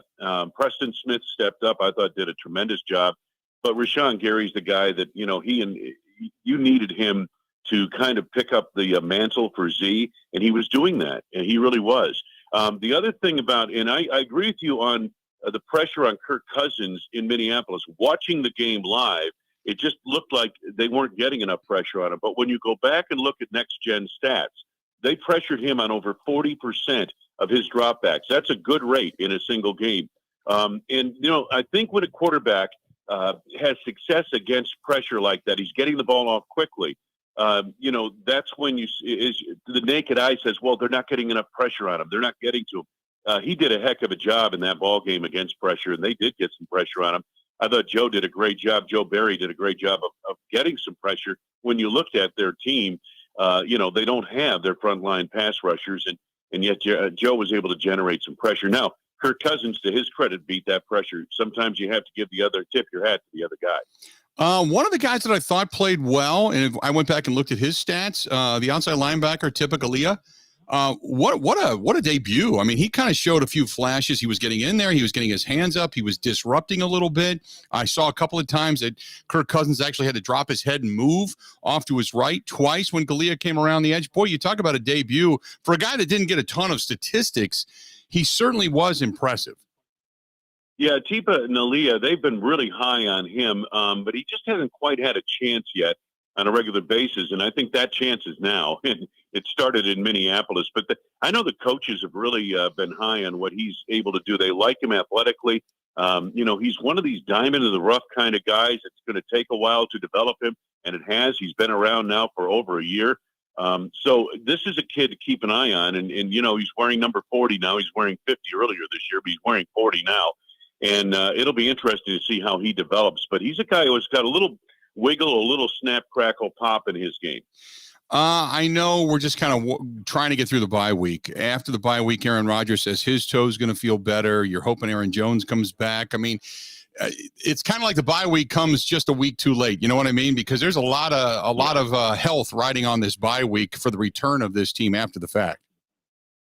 No question about it. And, you've got a Rams team coming in here off a bye and a very talented Los Angeles Rams team that has lost 2 in a row. And the hard thing to imagine, if you're looking at this objectively, okay, you got a team like the Los Angeles Rams. They've lost 2 in a row.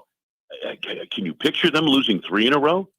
Right. That's the question. And that's the challenge the Packers have to pull this game out with their depleted lineup, trying to get this game done. If they can get this win in Lambeau Field, this would be huge, because then you get the week off, and then maybe you start getting some people back. At least maybe Aaron Jones comes back, and maybe you get a little bit closer to getting David Bakhtiari back in your lineup, and a couple of other players as well. And maybe in that last 5-week window of the regular season, Zadarius Smith makes an appearance, and Jair Alexander, and all of a sudden we can get these guys some significant snaps the last 3 weeks maybe of the regular season. You go into January and you really have a boost. And then, because the playoffs are going to be unbelievably good in the NFC, and then you've got a chance. The toe injury to Aaron Rodgers, he has not come out and said it's turf toe. He's called it a COVID injury and such. Okay, regardless of what it is, were you surprised at how well he played in this contest? Oh, yeah. I mean, if it's as painful as he said it is, and I have no reason to believe it is not, yeah, Bill, you would have never known that, watching him play, you would not have known he was playing on a bad wheel, on a sore toe. And, toe injuries, people think, well, it's just a toe. It's not a knee. Yeah, well, toe injuries hurt. I mean, there is real pain there. You know what I mean? And, yet he played and moved in some of the scrambles he made and the way he evaded the rush and that type of thing. Bill, I thought it was one of his best games ever, especially the second half of that game. What was he, 10 of 11, 200 and some yards and a couple of touchdowns? It was vintage. Now, if he can carry that into the Rams game and the Packers get this win, Bill, this would be huge. This would be huge for Green Bay. That's what I was going to say, was if they win this game, I mean, you always have one of those games you shouldn't lose.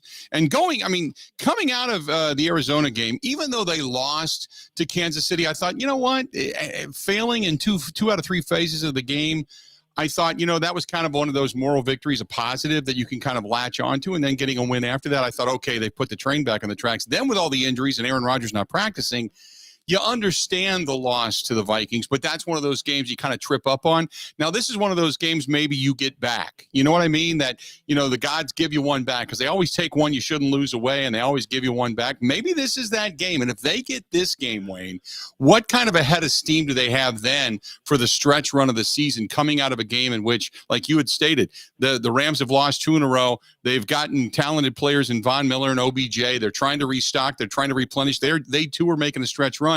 What do you get out of this game if they get a win? Yeah, no, I think they put themselves right in the middle, and they are right now. I mean, Bill, they're only a game behind, and they have a tiebreaker over the team that's ahead of them for the number 1 seed. But if they win this game, pin another loss on the Rams, that's huge. Because the Rams are going to be good at some point.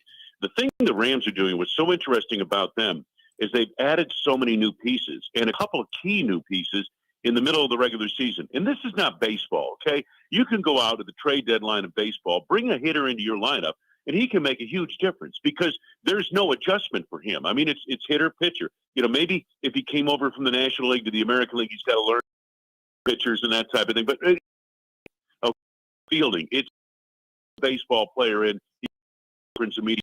It doesn't happen in football. I watched their game last week in San Francisco, and Von Miller's barely getting in there a little bit, just getting his nose in there, and OBJ is running a route or two, and then by the end of the game, when it came down to nut-cutting time, they didn't even have him on the field, and they don't have Robert Woods, who's their best player, I think, at wide receiver, even though Cooper Kupp gets all the attention.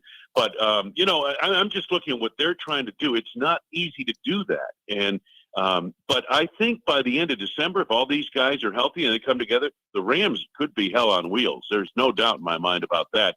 They have the talent. They have the ability to do that. But this is the week where the Packers maybe can get a win over the Rams here, give themselves a tiebreaker, stay competitive, obviously, keep up with Arizona.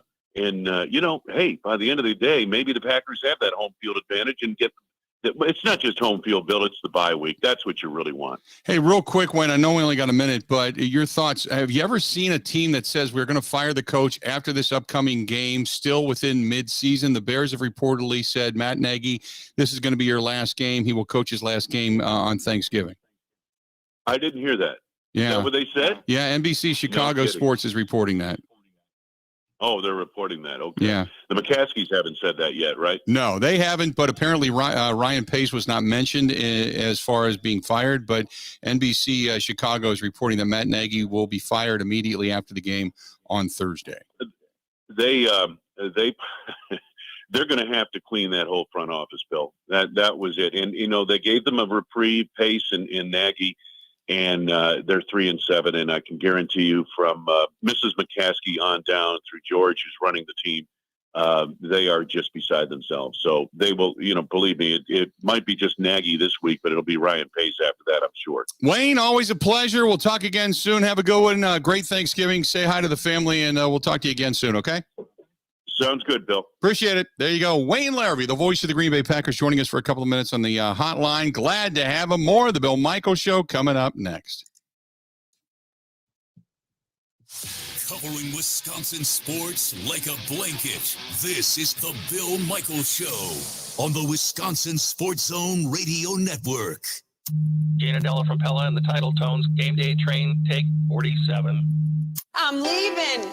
Leaving. On a game day train to Tattletown. Leaving on a game day train. What does Gina get us into? Come on, Leroy, Wayne, Tausch, we can do this. I don't know, Gina. I'm just not feeling it. Same here, Leroy. Yeah, like what's our motivation? Well, with chilly winds sneaking in, Pella Windows and Doors of Wisconsin can replace those leaky, stuck, and squeaky windows and doors, and we install year-round. I was thinking more like matching crushed velvet jacket. Ooh, in green and gold? Oh, yeah. Now we're talking. Listen, how about if we offered Pella Windows and Doors of Wisconsin fans 12 months, no payments, and no interest? Maybe. Plus 20% off installation. Yeah, that's more like Now we're cooking with gas. But only through November 30th. Set your free consultation now at PellaWI.com. Certain restrictions apply. See showroom for details. Woo, woo. Ooh, that was good. Good, woo, woo.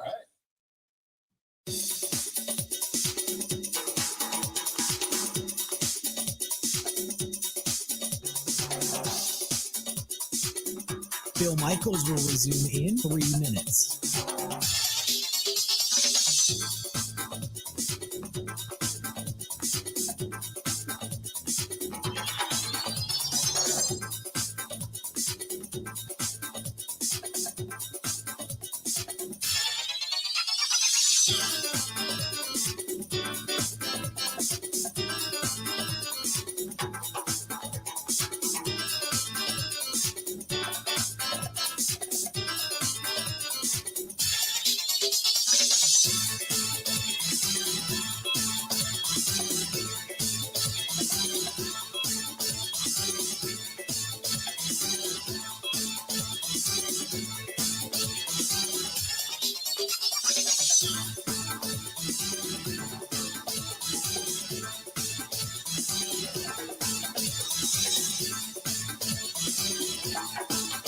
Bill Michaels will resume in 2 minutes.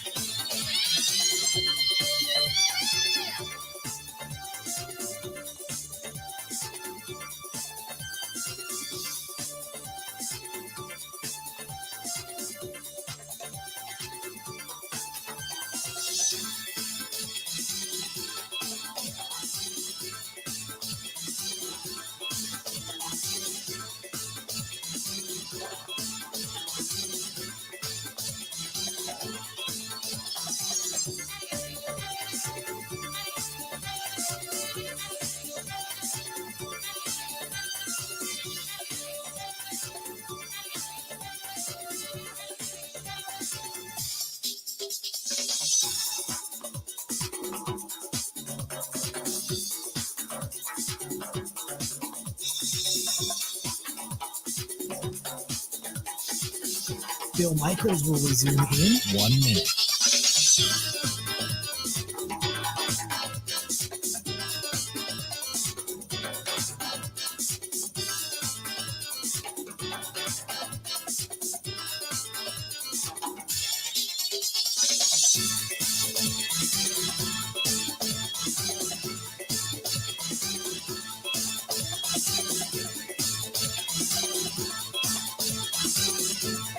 Bill Michaels will resume in 30 seconds.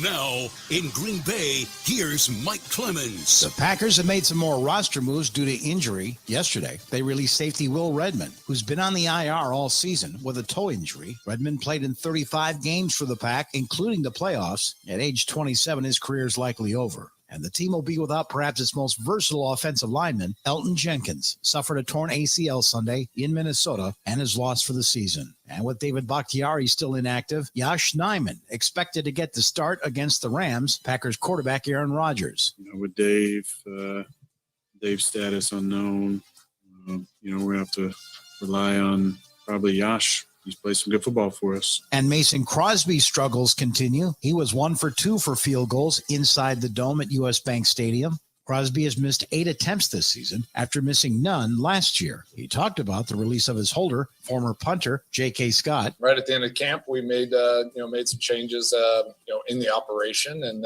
started off, really strong. But we had had a hiccup there in Cincinnati, and the last 6 games or so, just haven't been up to our standards. Matt LaFleur asked if Mason Crosby is their main concern. That never falls squarely on one individual. Our operation has got to improve.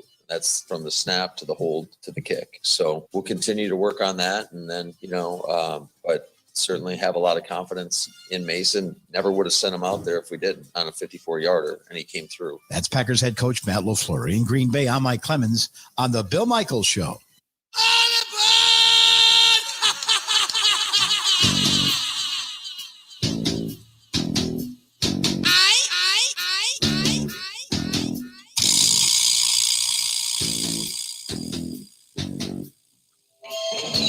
Glad to have you. The Bill Michaels Show continues on as talking Packers and Rams coming up.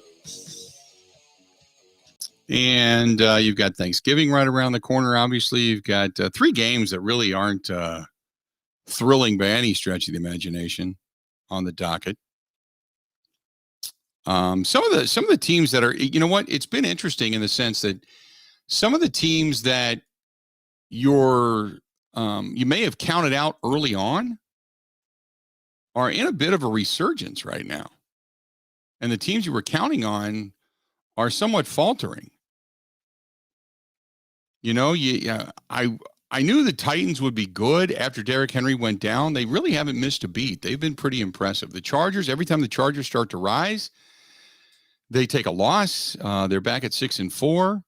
The Rams have lost 2 in a row coming into Lambeau Field. We thought the Seahawks would be good. Russell Wilson goes down.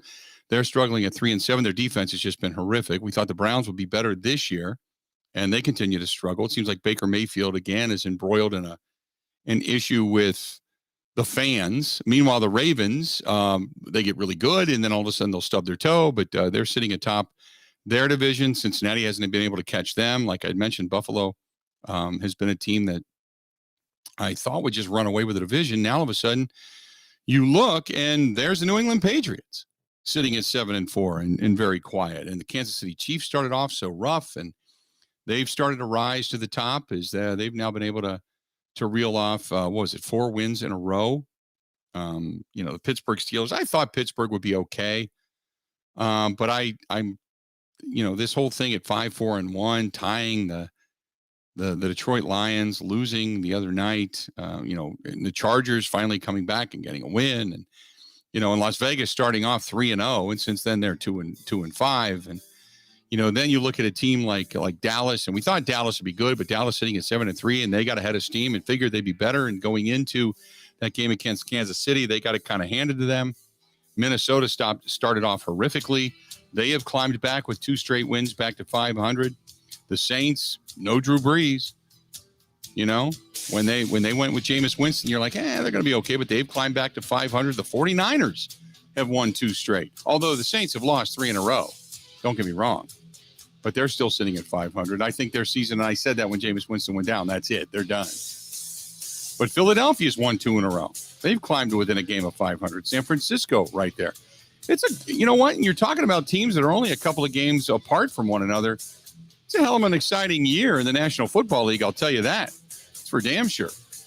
Rachel Hopmayer, sports reporter for NBC 26 in Green Bay, coming up next on the Bill Michaels Show. This is a Wisconsin Sports Zone update. Well, the Packers will not have All-Pro left tackle David Bakhtiari this week, and likely not for several more. That's after it was reported by the NFL Network that Bakhtiari underwent arthroscopic surgery on the same knee that he had reconstructive surgery on last year to fix a torn ACL. The hope is Bakhtiari can get back on the field sometime in December. Coach Matt LaFleur says Bakhtiari has worked hard in coming back. It certainly isn't for a lack of work ethic on his part. It's not for a lack of toughness. It's just one of those things that you never quite quite know how everybody's going to respond to the recovery process. And I think that's just where we're at with him. Bakhtiari's absence going to be felt even more. The loss of Elton Jenkins for the season with a torn ACL of his own. He had been playing left tackle. Now it's going to be on Yash Ninjman until Bakhtiari is able to return. Packers will host the Rams on Sunday. Turning to the Badgers, linebacker Leo Chanel been named the finalist for the Butkus Award. That goes to the top linebacker in the country. Wisconsin will close out the regular season on Saturday against Minnesota. A win over the Gophers would make Badgers Big Ten West champs for a fourth time in Paul Chryst' 7 seasons, but also punch their ticket to the Big Ten title game. Rural Mutual Insurance, keeping Wisconsin strong. If you're interested in a rewarding career with a strong Wisconsin company, Rural Mutual Insurance is looking to add to their growing team of successful employees and agents. Apply online today at ruralmutual.com/careers. Rural Mutual Insurance, keeping Wisconsin strong. Well, the Bucks blew out the Magic last night, 123-92. Milwaukee led by 41 at halftime, the biggest lead at the break in franchise history. Drew Holiday led the way with 18 points, and Wisconsin beat Texas A&M in the quarterfinals, the Maui Invitational yesterday. They're going to take on number 12 Houston this afternoon in the semis. With this Wisconsin Sports Zone Network update, I'm Zach Heil, Print.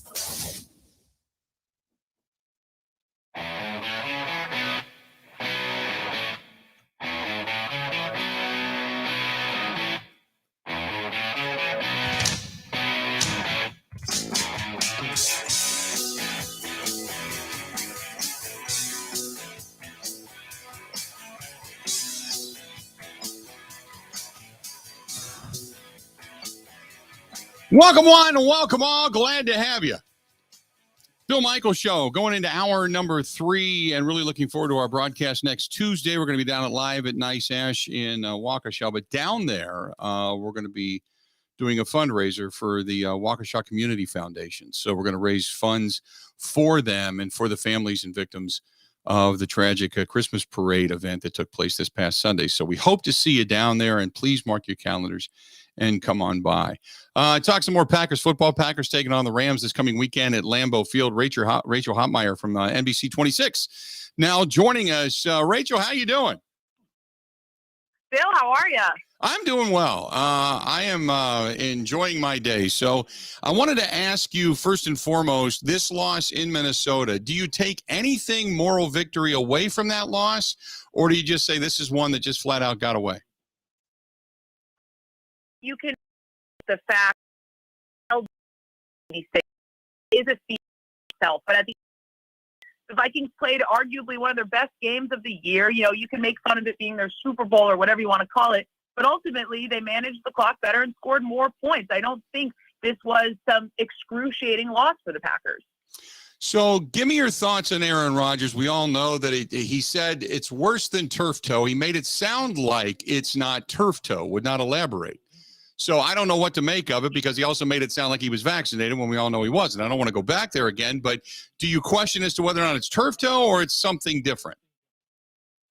I don't think it's turf toe if he's saying it's worse than turf toe at this point, but I do have questions as to what it is. I plan on asking him more about it tomorrow. But at the end of the day, there are so many issues it could be. Now, obviously, we all understand and respect the right to privacy, but there is research out there about COVID complications involving toes and fingers. And that is a question to be had when Rodgers has pursued a, for lack of better words, non-traditional medical option here. So the Aaron Rodgers thing aside, David Bakhtiari with a setback, he has to have arthroscopic surgery. You lose Elton Jenkins, you lose Aaron Jones. Now, on one hand, you think, okay, Jenkins is done. You hope to get Bach back. You're going to have a patchwork offensive line. You're going to get Aaron Jones back, at least offensively with Aaron Rodgers at the helm. You can get rid of the ball quick, and maybe it's not going to affect you. But how many more injuries do you think this team can take defensively before you just got to say uncle? I mean, they're really hobbling to the bye week at this point. You know, Alexander was allegedly making progress. He's back in the facility, but again, nothing's really happened there. Rashawn Gary was supposed to play through an elbow injury with a brace. That didn't happen. You're already down pass rushers with Merciless and Smith on IR. This is just barely making it to the finish line, if we're even talking about a long haul push at this point. I think, unfortunately, the defense just can't take any more blows right now. I asked Wayne Larrabee this, and I'll ask you the same question. So let's just say, with all that they've taken and the fact that you believe Bakhtiari is going to be here at some point by the end of the year, you've got Aaron Jones coming back. Maybe Rashawn Gary comes back and gets a little bit healthier by the end of the bye week. You get Jair Alexander back. Who knows? Maybe you get Za'Darius back at some point here. It seems like Kingsley Keke is shaking off the concussion. It looks like Kenny Clark is healthy. Dean Lowry is healthy. Tyler Lancaster coming off of his best game. You get your defensive backs all 100% again with, I know that you've got right now with Kevin King ailing with the groin injury. You get past the bye week, win or lose. You get past the bye week. What do you expect out of this team at that point, barring no major injury at Lambeau Field on Sunday? Barring no major injury Sunday, and the Packers are coming through the bye week with as many people healed as possible, I think you have to expect a full-blown push at this point. There is no resting. There is no being cautious because they've already kind of taken the trepidation that they've been able to afford, losing 2 of the past 3. You know, they had a great fall, but now you're at the point where these wins do matter, and you have to continue stacking them as we look towards December and January. So at the end of the day, it's got to be as all out as you can at this point, and they can't really afford any more shifting on the O-line or D-line. Yeah, I would agree. Defensively speaking, it's about pressure. And I got to admit, I gave Joe Barry a lot of opportunity this year to kind of impress me because a lot of people were down on the hire from the very beginning because the stigma of the 0-16 season with Detroit is going to always hang with him.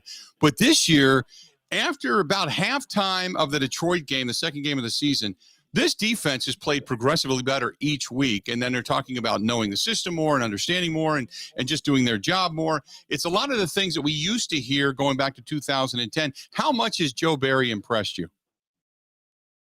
5,000%, he's impressed me above and beyond my expectations. I had an opportunity to cover a little bit of his time in Washington where he was with Preston Smith and some other guys. And at the end of the day, I think the character of who Joe Barry is, of how much of a player's coach he is, has really lit a fire under these guys that we haven't seen in this locker room for a bit. No shade against Pettin, but I just think things are being handled differently. The enthusiasm, the amount of times that, you know, Joe Barry is going and demonstrating tackles and is really aggressive and alongside these guys, I think is something very inspiring that they are really taking to heart and honestly just improving that level of communication as we've seen up until last week, of course, wasn't really happening. But at the end of the day, the defense right now is the most synchronous unit on this team right now.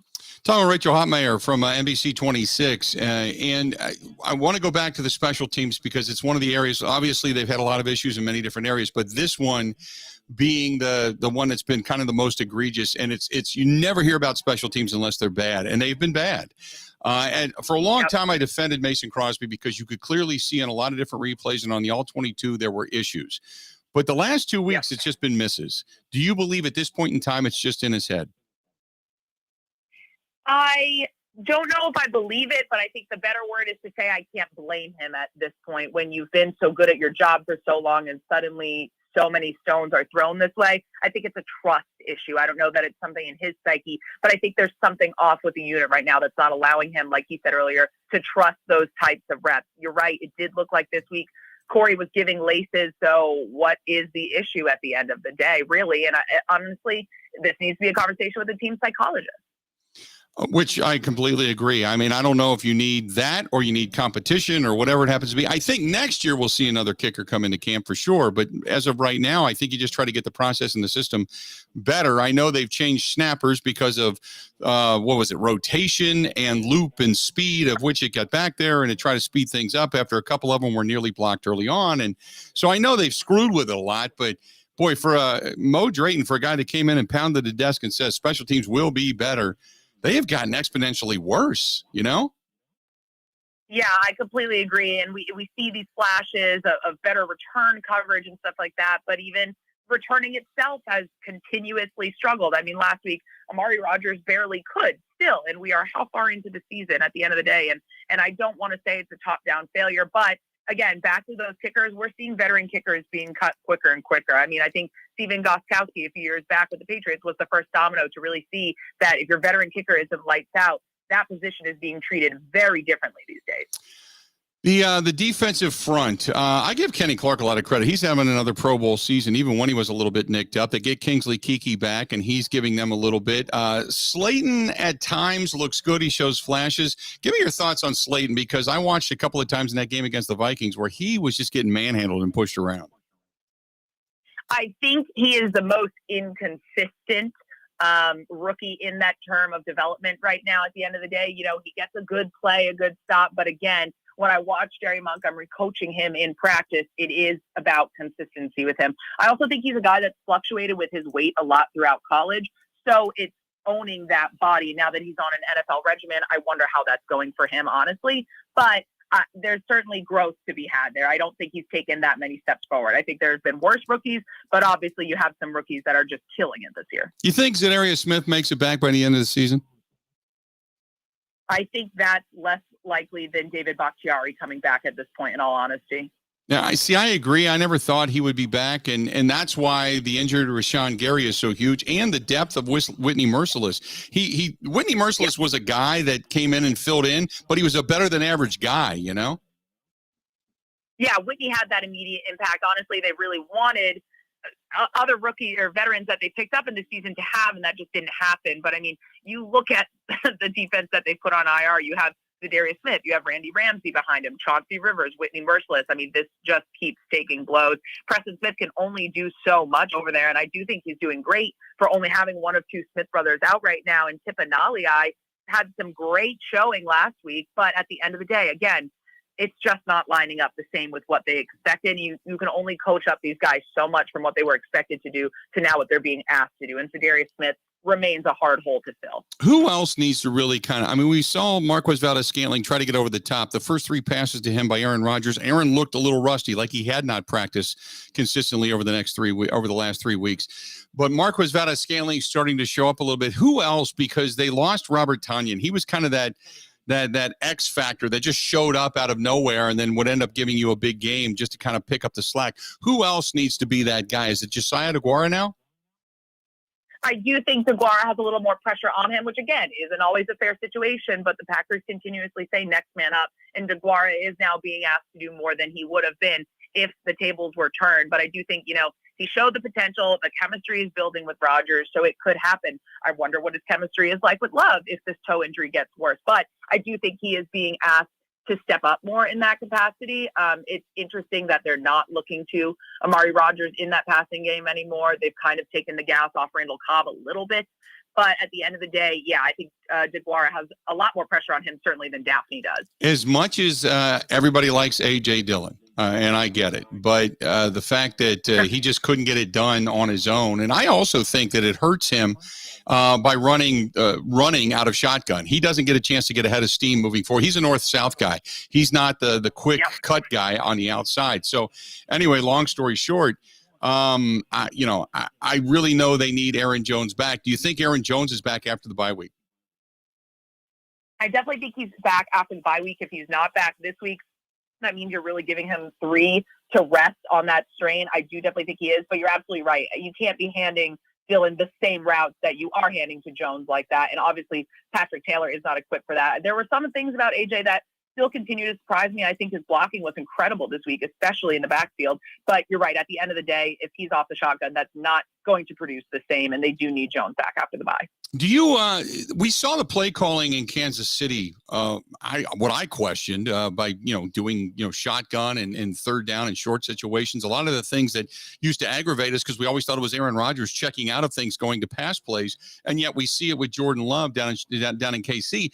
Do you think that Matt LaFleur, because we saw a lot of movement, a lot of motion, play action and such in the second half of the game this past weekend, do you think Matt LaFleur gets back to that? Because it seems that the offense, to me anyway, flows much more smoother when you've got guys in motion, when Aaron Rodgers is watching the coverage and watching guys move around, and he can decipher it. And the fact that the offense really began to click in the second half of that game this past weekend, I would like to see Matt LaFleur get back more often. Do you agree? I do think that's their success rate when they can afford him the pocket to be able to examine the field in front of him. Yeah, I do think that is the way to go. And even LaFleur admitted that they were slow to start. Rodgers commented about the slow start as well. And you have to get going with that. At the end of the day, when Rodgers is under too much pressure, we've seen him this season more than other seasons, in my opinion, just chuck it into questionable coverage. And at the end of the day, that has not gotten him anywhere this year, except a rare, deep catch. But at the end of the day, even when you have Devontae double covered all the time, he had Randall open, and that wasn't even an option for him. It's just you have to provide those motion opportunities because that is the only way they're breaking through. Has Aaron Rodgers because the questions about, well, is the downfield ball, has it left him? Is he now not able to, because he's overthrowing guys. It's not like he can't get it there and he's underthrowing guys like we saw Drew Brees last year. I mean, Aaron Rodgers can still sling it and just flick his wrist and get it 50 yards downfield. But there's a touch to it. And the fact that they are double covering Devontae so often, and MVS is not that astute guy about going up and getting it at the apex. Do they have a legit, consistent downfield threat, or is it just the fact that Aaron Rodgers has to go back to taking what the defense gives him? I do think that they are lacking a consistent downfield threat right now because of those opportunities. I know that's why so many people were high on get OBJ, that'll open Devontae up. But at the end of the day, I think so many factors are hindering Rodgers' deep ball right now. And I think the toe has to be considered, whether he's having a hard time leaning into it. It is the overthrow. We've seen consistent overthrows this season, much more than in the last 4 or 5. At the end of the day, the chemistry is now further off by how much time he's missed from practice. The consistent deep ball is not there right now, and I don't think they should be calling plays that act like it's as reliable as it used to be. Rachel, great stuff. We got to get you back on. We certainly appreciate it, okay? Happy to be here. Thank you so much, Rachel Hotmayer. She is from NBC 26 in Green Bay and joining us on the hotline. Great stuff. Really good stuff. Her first appearance on the program. Really, really good.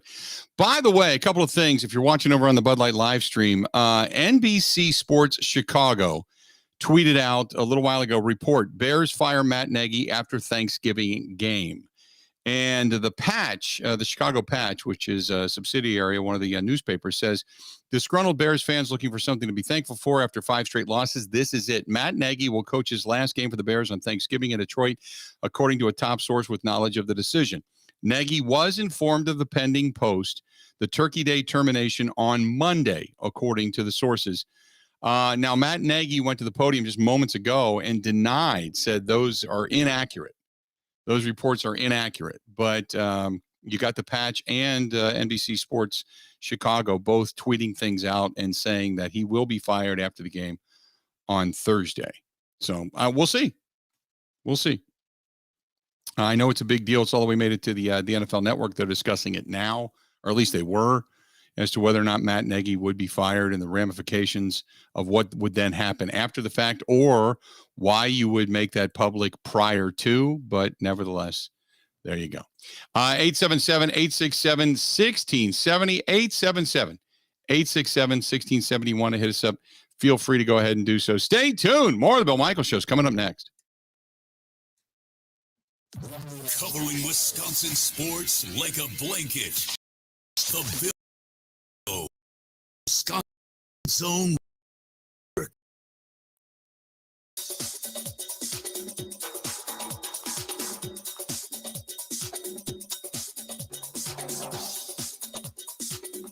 Bill Michaels will resume in 3 minutes.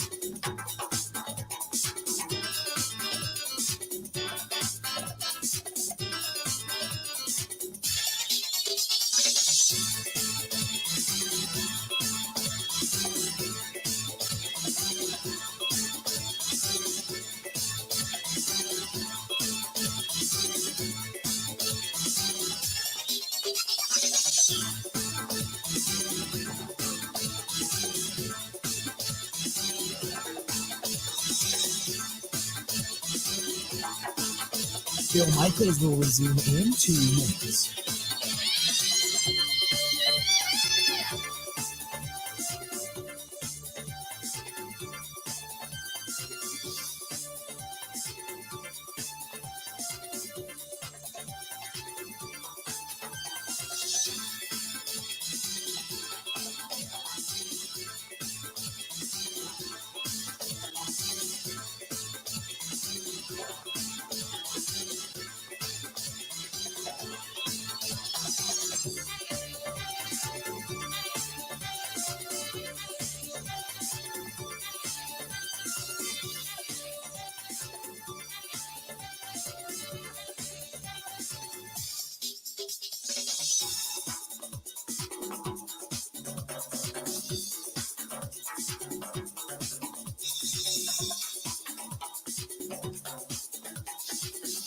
Bill Michaels will resume in 1 minute.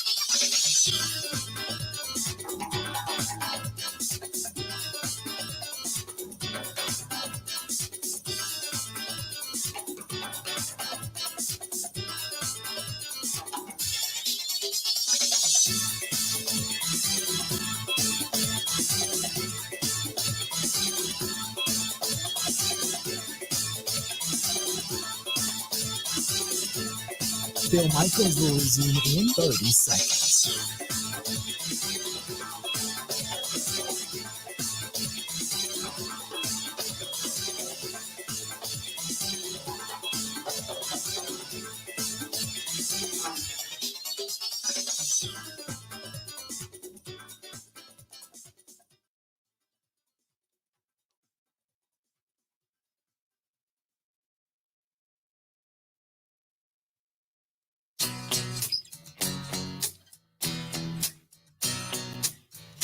Well, the firings keep on coming.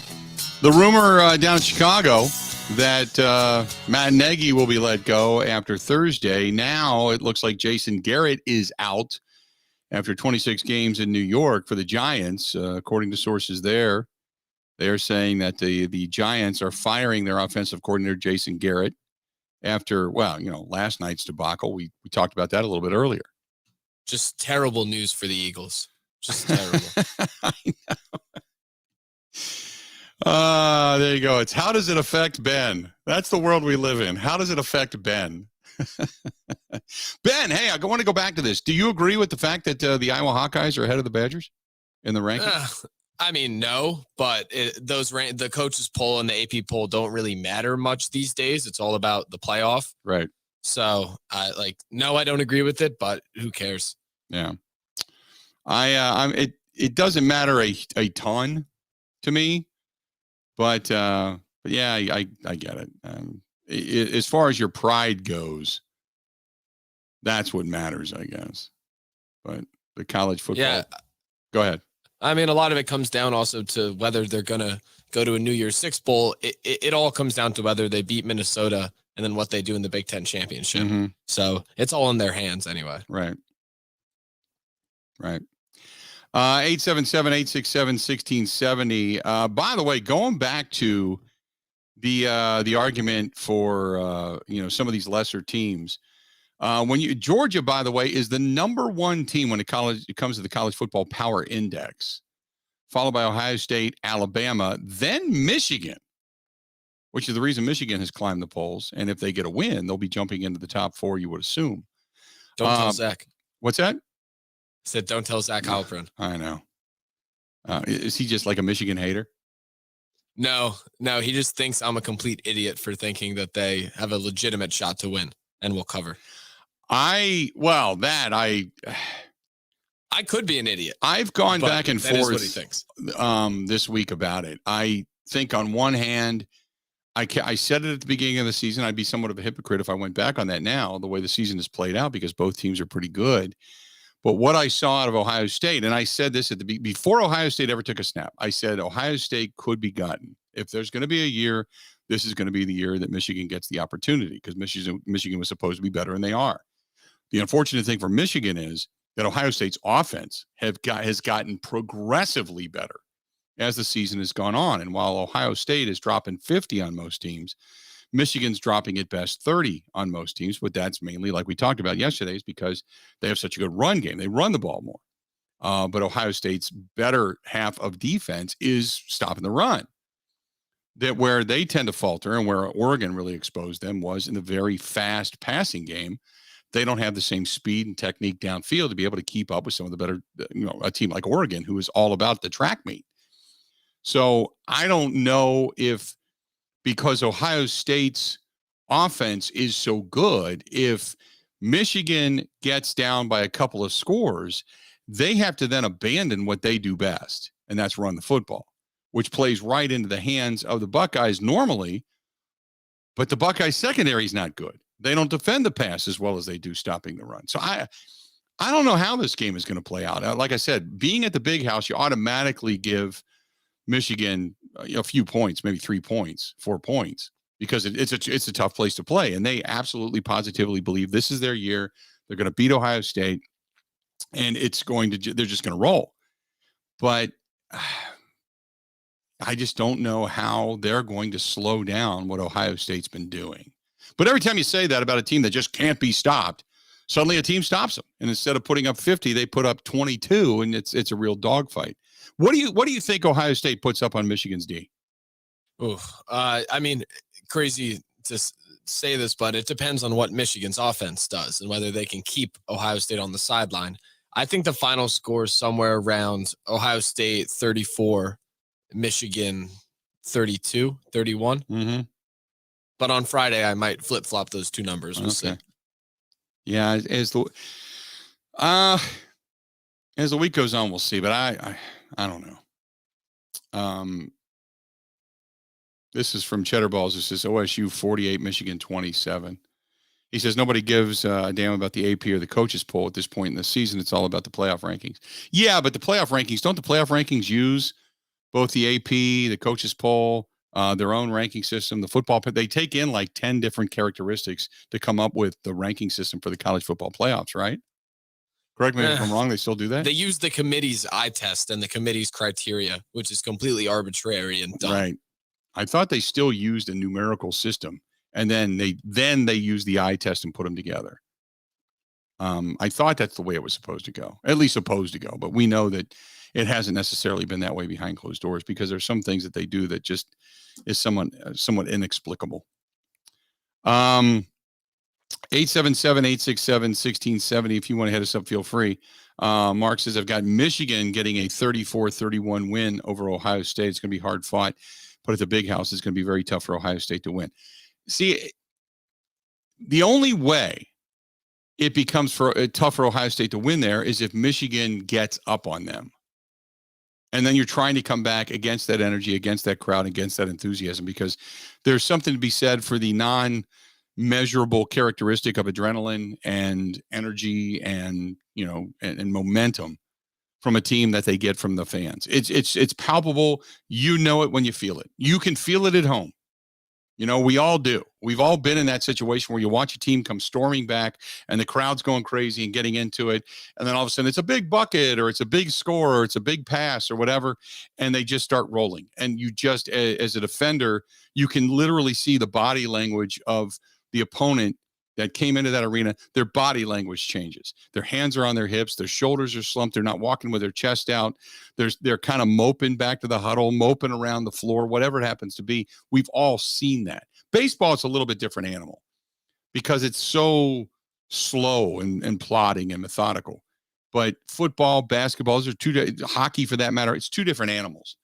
There's just a vibe, a palpable vibe and energy that you get from your hometown fans. Now, if your opponent comes in and gets up on you by a couple of scores and you're looking at, say, an Ohio State coming in, then you can almost hear your fans sucking air, kind of breathing heavy, going, oh God, no. And then something bad happens, and that's when the fans go, oh, and they throw their hands out towards the field like, to hell with it. And then they kind of give up. But there is something to be said for that hometown, That's why home teams always start out with 3 points.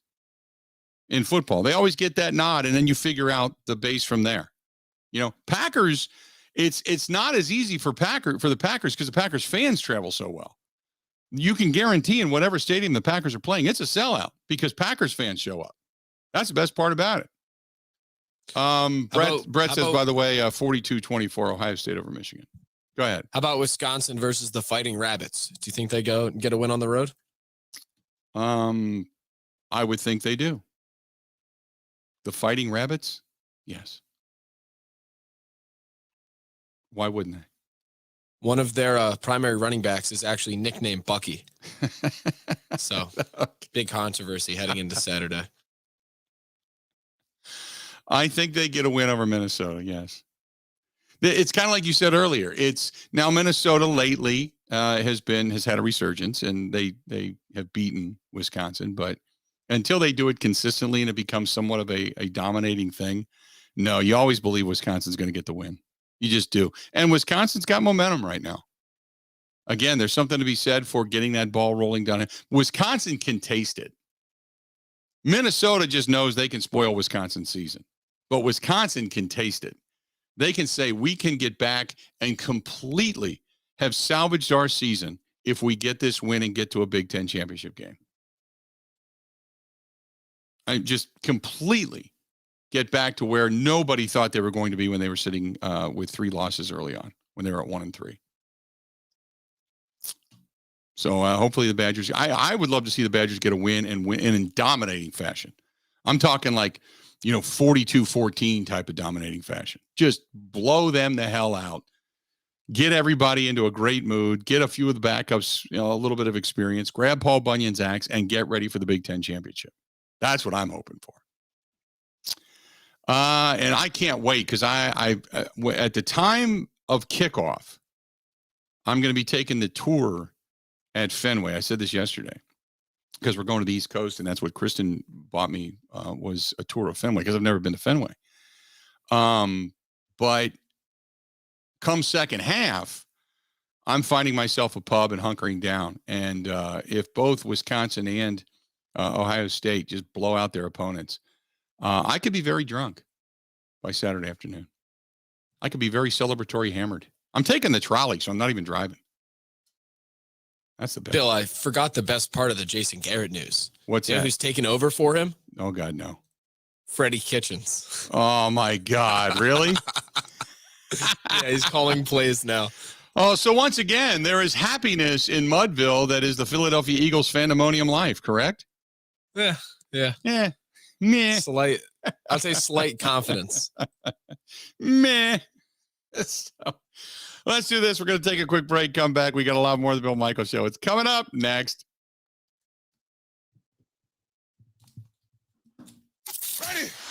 This is the Bill Michaels Show on the Wisconsin Sports Zone Radio Network. Need to get away this winter? Then it's time to plan one at Pine Mountain Resort, the Upper Peninsula's premier ski resort. Pine Mountain Resort is the #1 rated ski resort in Michigan and Wisconsin. Stay in one of the newly renovated rooms at the lodge and take on the mountain, or just sit by the fire in the bar. The Pine Mountain Ski Jump is the tallest man-made ski jump in North America. Take advantage of their ski and stay packages from 1 to 4 nights, or get a season-long pass available now. Book online today at PineMountainResort.com. That's PineMountainResort.com.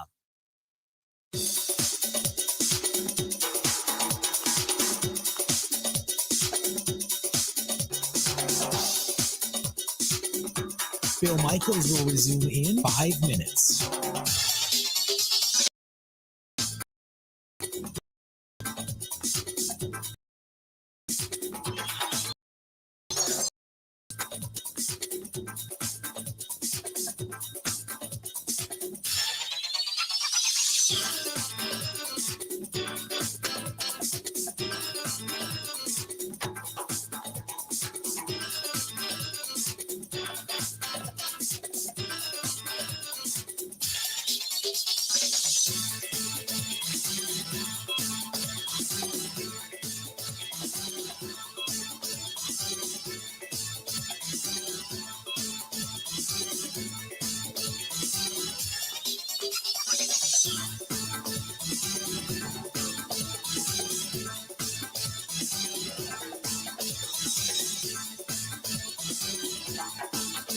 Bill Michaels will resume in 4 minutes.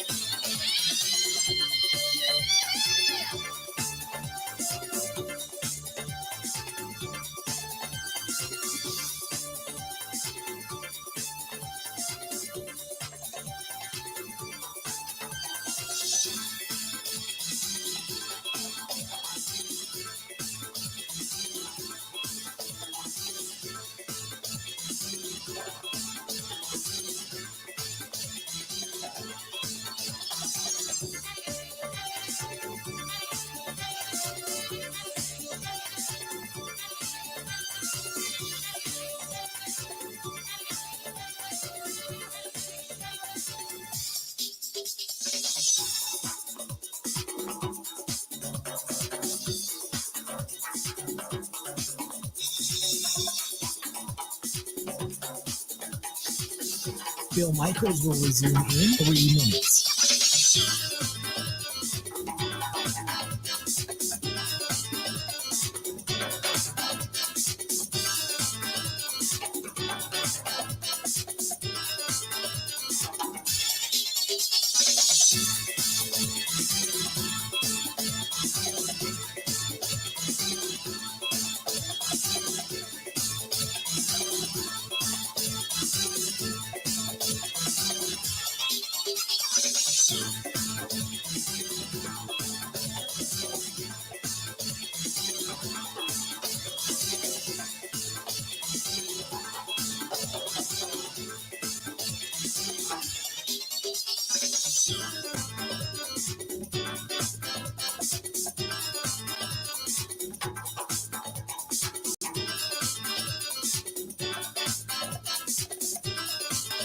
Bill Michaels will resume in 2 minutes.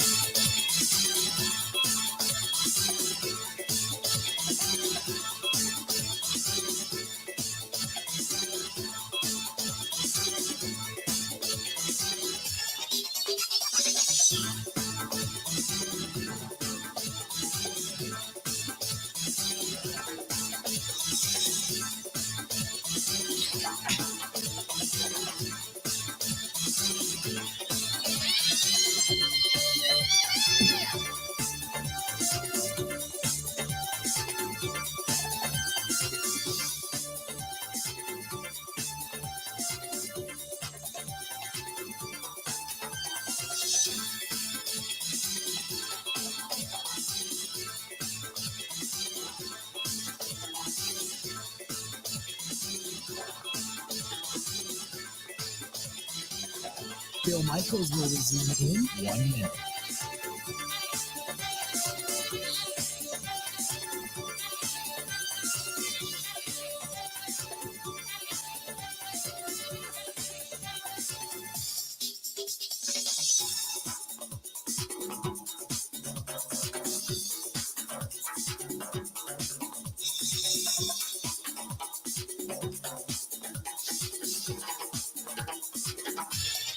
Bill Michaels will resume in 30 seconds.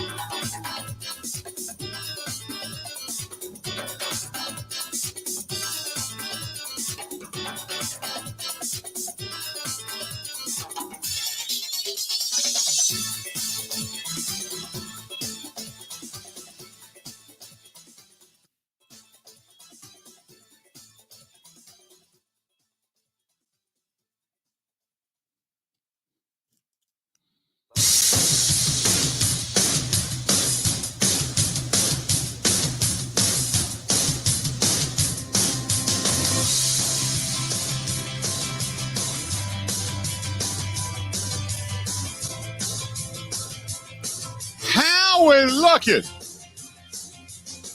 This portion of the program brought to you by our friends at Quick Trip. Quick Trip, they are fantastic people and good stuff from Quick Trip, the official fuel sponsor and convenience store sponsor, the Bill Michaels Sports Talk Network. Also, don't forget about that pothole pizza that they have. They got some good stuff going on over at Quick Trip. Really, really good stuff. Our buddy Steve writes, yeah, Whiskey Wednesday, definitely the biggest drinking day of the year. What is the chance that the game on Sunday gets flexed to Sunday night? Being a gold ticket holder, we are trying to plan accordingly. It won't. They have to let you know 2 weeks in advance. So it will not get flexed to Sunday night, just an FYI. So no worries there. Trying to see here. As a matter of fact, going into week 12, what is the Sunday night contest? Yeah, it's not going to get flexed. It's Cleveland Ravens. It's a good matchup, so they're not going to flex it, especially with all the controversy surrounding Baker Mayfield right now. They're not going to flex that game. Packers game is the game really regionally. You got the Vikings on the road. Playing at the same time, the Vikings, 3:25 Central Time, taking on the 49ers, which is a 1:25 local game out there. But the majority of the country is going to see the Rams Packers. Just an FYI there too. But no, they will not flex that game. So, Steve, no worries. Go back to what it is you were doing. He says, congrats to UW Whitewaters. They continue on through the playoffs. Another game at Perkins Stadium. The Perk. For those who want to watch some good college football, I encourage you to check it out. Also, congrats to UW Lacrosse, who advances to play North Central this week. Let's hope that the WEAC prevails in both contests. That's our buddy Steve in Richfield. Steve, you're the man. Thank you very much. And this is our friend Joe writes, hey, Bill, what are the chances you get a majority of the guys that are injured back? I heard you mention Za'Darius earlier. Is it a foregone conclusion that he will not play this season? The fact that he was back and kind of tweeted out, good to be back with my bros, or whatever the specific phrasing was, and then he was shown working out on the sideline. Maybe you get him back towards the end of the season if he feels that good. He said he feels like a new man, but I don't know. I don't know at what point you could legitimately start working him out again. I don't know what to do. I mean, he hasn't spoken. We just know that he had back surgery. We don't know if he had a disc replaced. We don't know if he had disc surgery. We don't know if he had anything inserted. We have no idea. We don't know if it was just a disc or muscular. We don't know everything. So until you find out exactly what it is, you can kind of gauge. And I'll be honest, with discs, usually it's a year. Unless it's minor surgery to kind of relieve some inflammation, like if you have like a bone spur or something like that, that's one thing. If they have to shave something like, bone spur off the vertebrae or something that has, calcified over the years, that's one thing. But if you get into discs and such, that's a while before you start knocking around, offensive linemen and quarterbacks. So to me, I've said from the very beginning, once they said back surgery, I thought, yeah, he's done. The same thing with Bakhtiari. I didn't think Bakhtiari would be back until the end of November into December. And now we find out that he's obviously had a setback as well. So I don't know, but I'm not counting on him.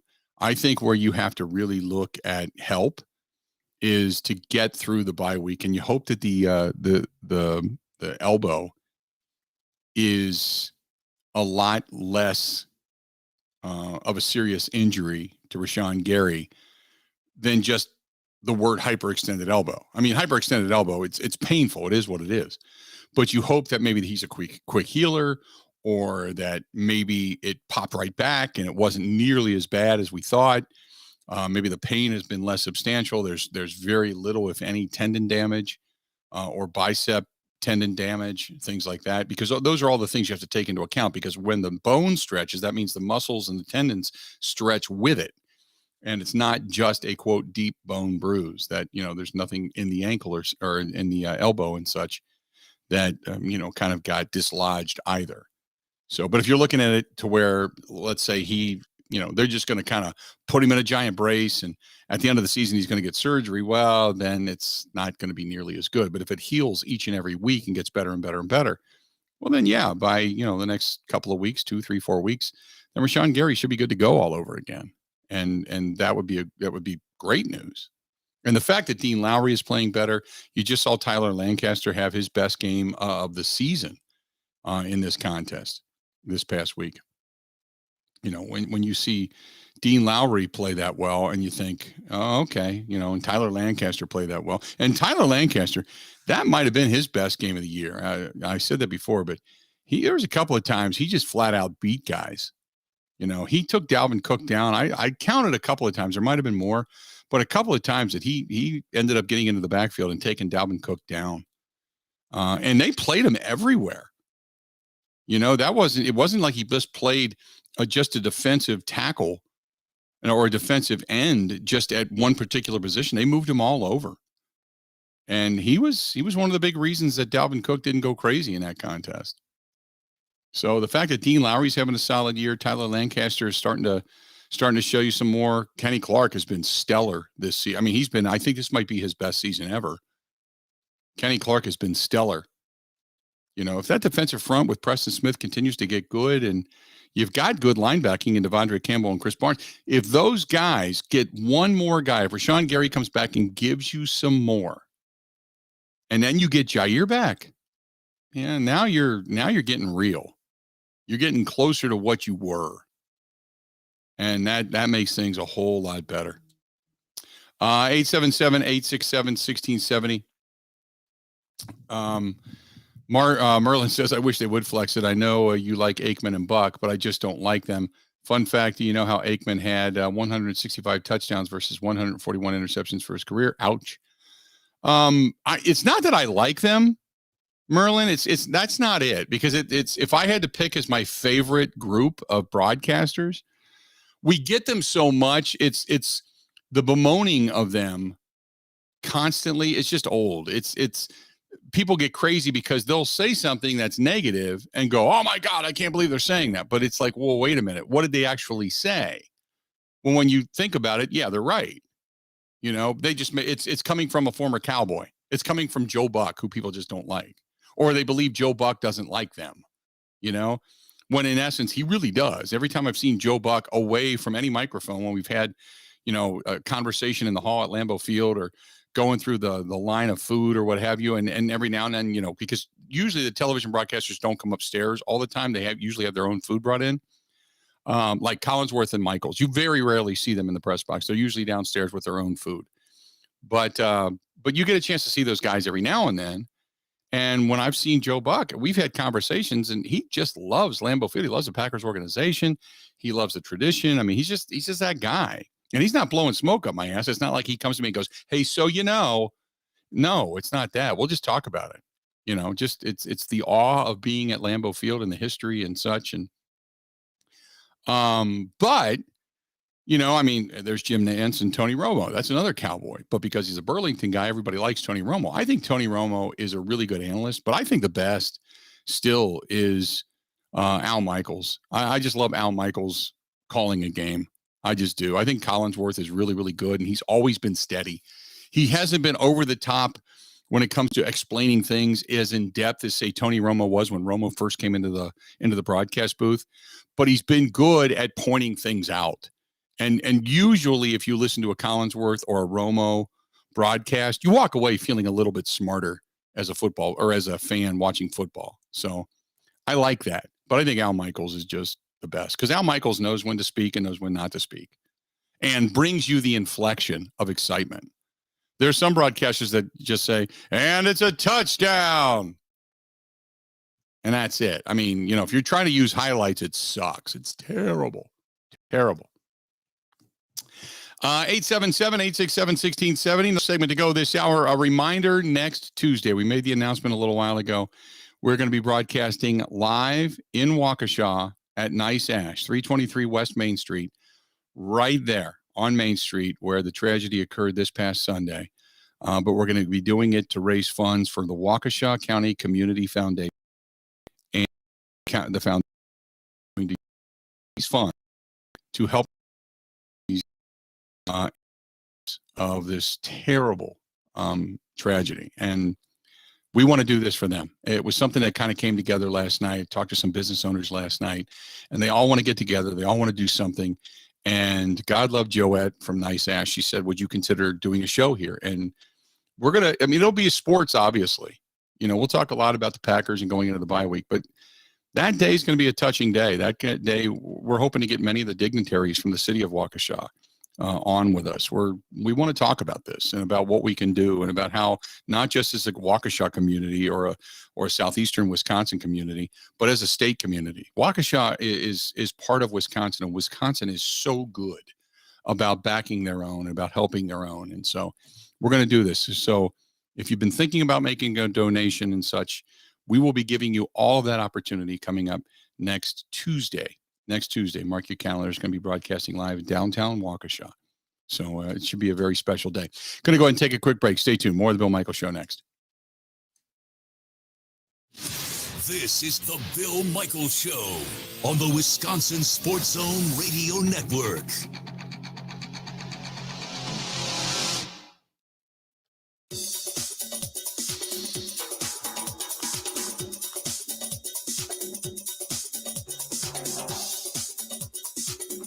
Bill Michaels will resume in 3 minutes.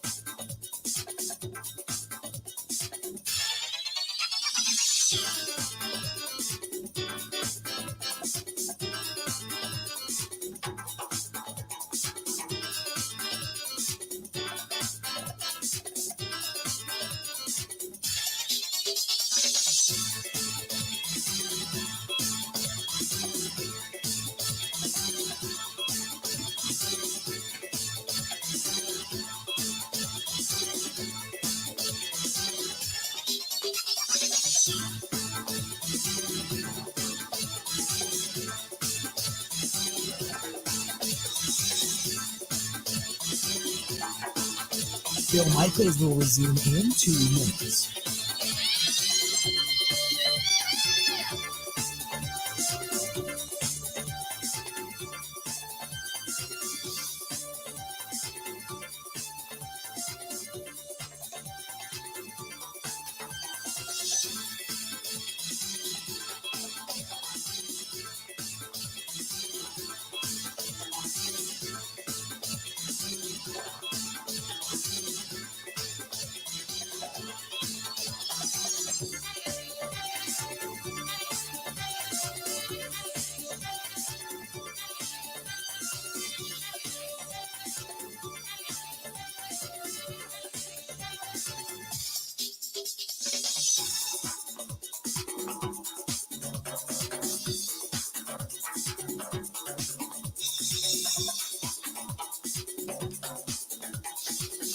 Bill Michaels will resume in 1 minute.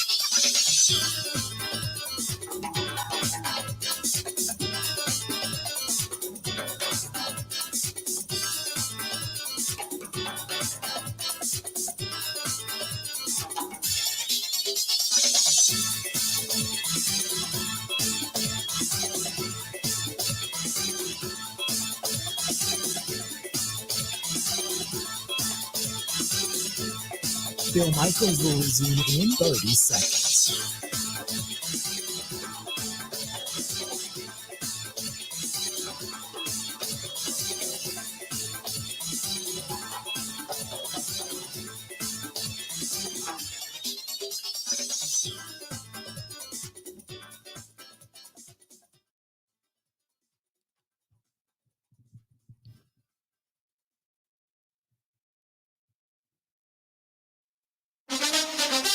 Now, in Green Bay, here's Mike Clemens. The Packers have a new left tackle. Josh Nijman returns as a starter this week. That's after tests confirmed Elton Jenkins suffered a torn ACL against the Vikings. Jenkins' left knee twisted as he tried to pick up Harrison Smith on a safety blitz. Aaron Rodgers was asked after the game. What do you think of the prospects of playing the rest of the season without Elton Jenkins? Man, he's been so versatile for us. You know, he can play every position on the line. I think he's played at least 4 of them. So definitely hate to see that happen. Packers head coach Matt LaFleur. Josh has all the traits you look for in an offensive lineman. I mean, he is big, he's athletic, he can bend, he's strong, powerful, everything. It's just about putting it all together on a consistent basis. Now, Nijman started at left tackle for 3 games earlier this season when Jenkins suffered an ankle injury. Nijman, out of Virginia Tech, is 6'7", 314 pounds. I'm still learning every day, learning from my older teammates, my coaches, doing self-reflection. So I think the turnaround's a little bit more faster for me. As far as recovery, been working on finding new ways to recover throughout the day so I can be prepared for practice and for game days. That's Packers left tackle Josh Nijman. In Green Bay, I'm Mike Clemens on the Bill Michaels Show.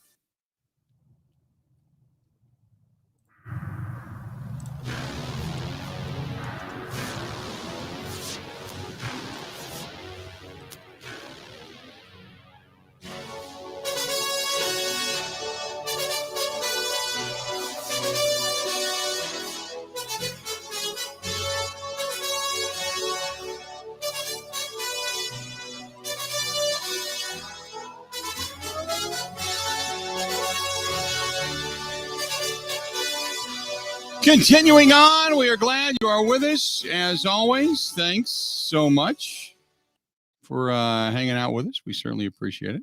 Bill Michaels Show.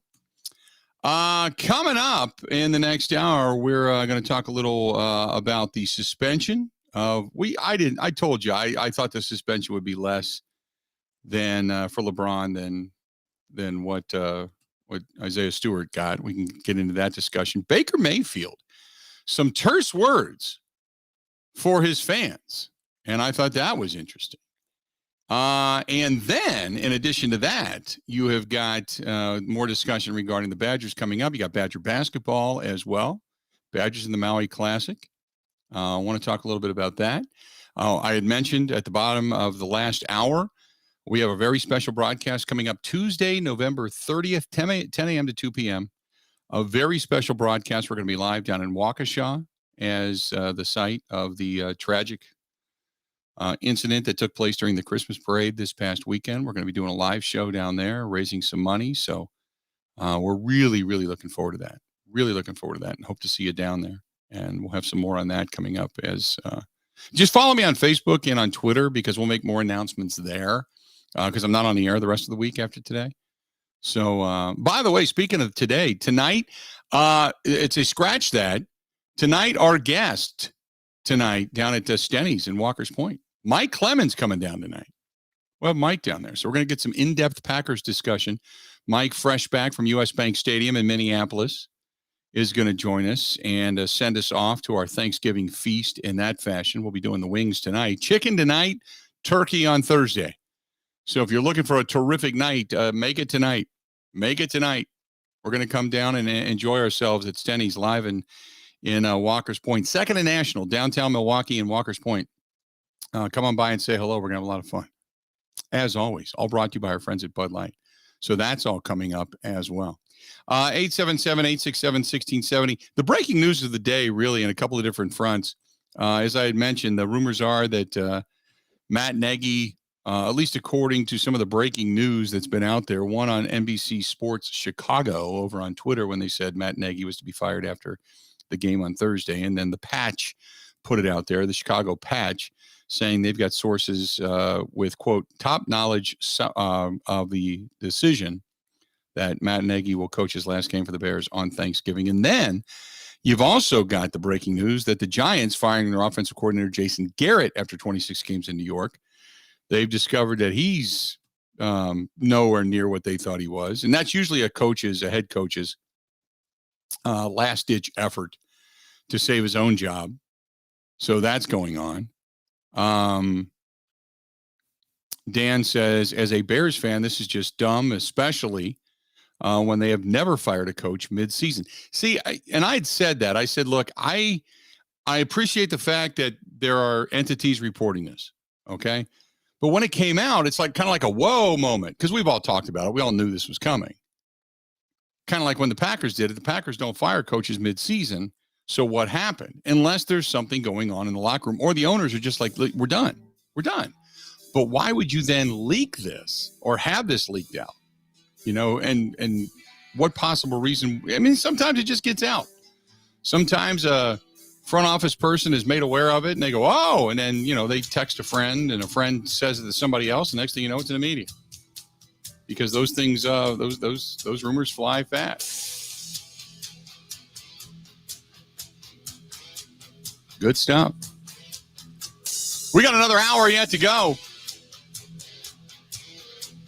Another hour. Good stuff. Hang in there. More of the Bill Michael Show next.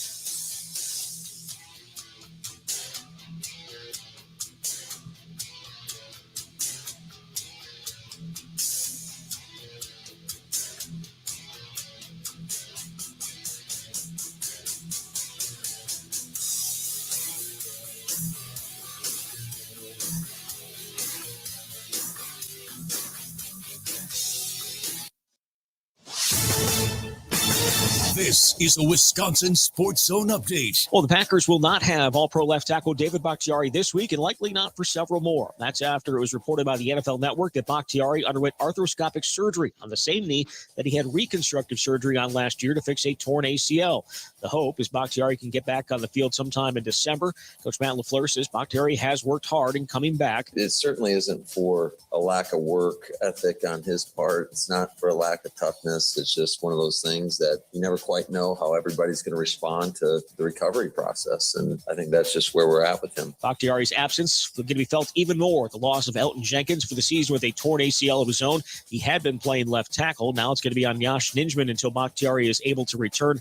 Packers will host the Rams on Sunday. Turning to the Badgers, linebacker Leo Chanel been named the finalist for the Butkus Award. That goes to the top linebacker in the country. Wisconsin will close out the regular season on Saturday against Minnesota. A win over the Gophers would make Badgers Big Ten West champs for a fourth time in Paul Chryst' 7 seasons, but also punch their ticket to the Big Ten title game. Rural Mutual Insurance, keeping Wisconsin strong. As a proud sponsor of the WIAA, they care about your community like you do. They believe the communities that support their athletes are the true champions. Visit ruralmutual.com/WIAA to learn how they support high school athletics. Rural Mutual Insurance, keeping Wisconsin strong. Well, the Bucks blew out the Magic last night, 123-92. Milwaukee led by 41 at halftime, the biggest lead at the break in franchise history. Drew Holiday led the way with 18 points, and Wisconsin beat Texas A&M in the quarterfinals, the Maui Invitational yesterday. They're going to take on number 12 Houston this afternoon in the semis. With this Wisconsin Sports Zone Network update, I'm Zach Heil, Print.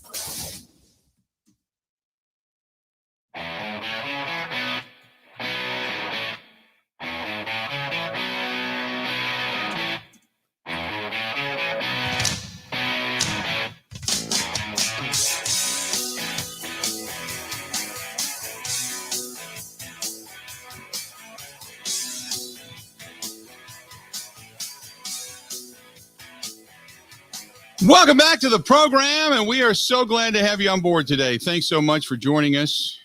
Glad you're here.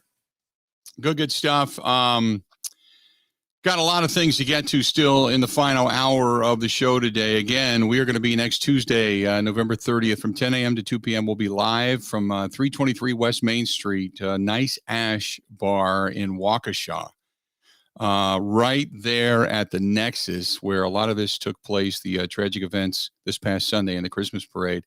We're going to do a radio fundraiser, and we're going to help the victims and their families in honor for the United for Waukesha Community Fund and helping whatever it is they need. So please join us in some way, shape, or form next Tuesday for a really, really what I consider to be a heartfelt broadcast coming up. So looking forward to that.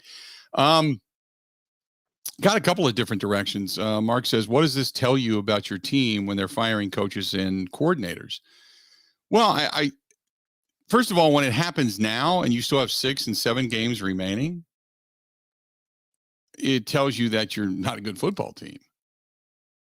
You know, if your coach is making the decision to get rid of your coordinator, like Jason Garrett is being relieved of his duties, obviously they believe that this is a last-ditch effort to get the whatever, the stuck side of the football is, being the offense in this case, out of the mud. If indeed it comes true that Matt Nagy is indeed relieved of his duties, it's all it is expediting the inevitable. It's something that and I know there's a why would they do it? This is a good question. Why would they do it now? Don't you think that the Bears, when Lovie Smith took the job, he said, I'm going to do everything I can to beat the Packers. He never said I'm going to do everything I can to win a Super Bowl. I'm going to do everything I can to beat the Packers. Remember that? Place went nuts. Yay, okay. The Bears, the McCaskey family is saying, look, the Packers for almost 30 plus years, have kicked our ass. We have not been that great in the grand scheme of the NFC North. We can't win the division, much less get to a Super Bowl. And the team up north, so it be known as the Green Bay Packers, the team up north, they fired their head coach, and they got a jump start. They started looking for guys right away. And they came up with Matt LaFleur. Matt LaFleur has done nothing but win. In the regular season, he is 34-9. In the regular season, he's 34-9. I don't think we could stick. I don't think the Bears could stick 5 seasons together and come up with 30 wins. Maybe they can. I haven't gone back and done the record, but you get what I'm saying. So they're looking up north going, who cares? This whole tradition of not firing a guy till the end of it. Why do we want to wait until Black Monday and get the jump like everybody else? Let's do it now. Let's start evaluating coaches right now. Get an interim in there. Just see who does what. See who fights for their job. Get a special taste for those players that want to go out and still try to kick ass every day. Those are the guys we want. The guys that quit, that give up, that are petulant. You know what? We don't need that crap. And let's go find a guy strong enough to be able to lead our team. I know they've never done it. The Packers did never really traditionally do it either. But they've done it. And it was successful. Maybe the Bears are looking up and going, why not? Why not? Let's do it now. 877-867-1670, 877-867-1670. I'm not saying that that's 100%. I know there's been a few reports of that. But if I'm the Bears, I'm going, why not? Why not? Mark says the Bears have to do anything and everything they can to finally catch the Green Bay Packers. They finally found themselves a decent quarterback. Now it's filling in the rest of the pieces. Pace has to go as well. As a Bears fan, this is a long time coming. And here's the other thing, and you're right. And when you say it's a long time coming, one of the other reasons that you may not be able to wait if you're the Bears, I haven't checked this specifically, but if you're the Chicago Bears and you just had a game at home, okay, you got Detroit on the road, then you know you got a tough game because Arizona comes into Soldier Field. Then you got to go to Green Bay, come home to face Minnesota, go on the road to Seattle, come home to face New York before finally going back out on the road and face Minnesota. Okay.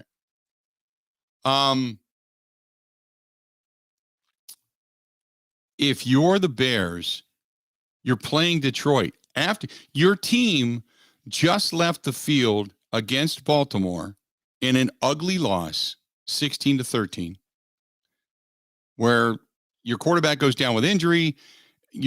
As you're leaving the field, it becomes loud and echoing. Fire Nagy, and people are going crazy. Okay, it is now a battle cry in the city of Chicago, where apparently, and I didn't hear it, but apparently last night at the United Center, the chant of Fire Nagy broke out yet again. You have become an embarrassment. You probably just want to stop the bleeding. You know you're going to fire him anyway. You know this season, for the most part, is lost. So pull the trigger, get rid of the Fire Nagy chants, because you know it's coming. Because regardless of what happens, can you imagine, just imagine this team giving Detroit their first win of the season? That, to me, is the reason I'm going to watch football Thursday morning. Because I'm rooting like a madman for Detroit to get off the schneid. I'm rooting like a madman for Detroit to beat Chicago. Give me Detroit. That's the reason I'm watching that game. Can you imagine if you don't fire Nagy, they lose to Detroit and then take an ass kicking by the Arizona Cardinals? Can you imagine what that stadium is going to be like? Can you imagine that? The chance of fire Nagy? You don't want that. That's the reason you're probably saying, hey, Matt, you know what? It's just become intolerable. We don't want to be known as an embarrassment. And so we're going to go ahead and after this game, it's coming to an end. Now, Nagy's not going to go to the podium and say, yep, you know what? I'm done, because that becomes a massive distraction.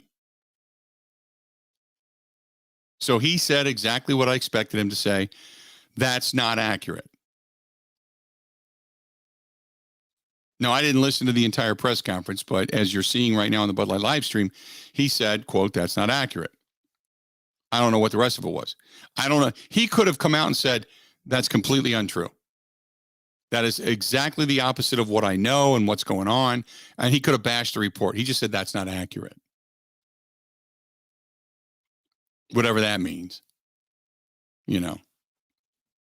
But usually when guys are emphatic, they're pretty obstinate about it, saying, no, I don't know where you're getting your information, but that's completely false. Schefter tweeted that he has not spoken to the team's leadership about his job status. Okay. So what's that? Nagy said, I don't know if I said that clearly. Nagy said that he had not spoken to leadership about whether he would be fired. Okay, so he doesn't even know. So in other words, he hasn't been told anything. That doesn't mean it's not true. Correct? Right. Yeah. There you go. Yeah, that is what I see in the tweet. So that then that's not accurate. They have not told me that.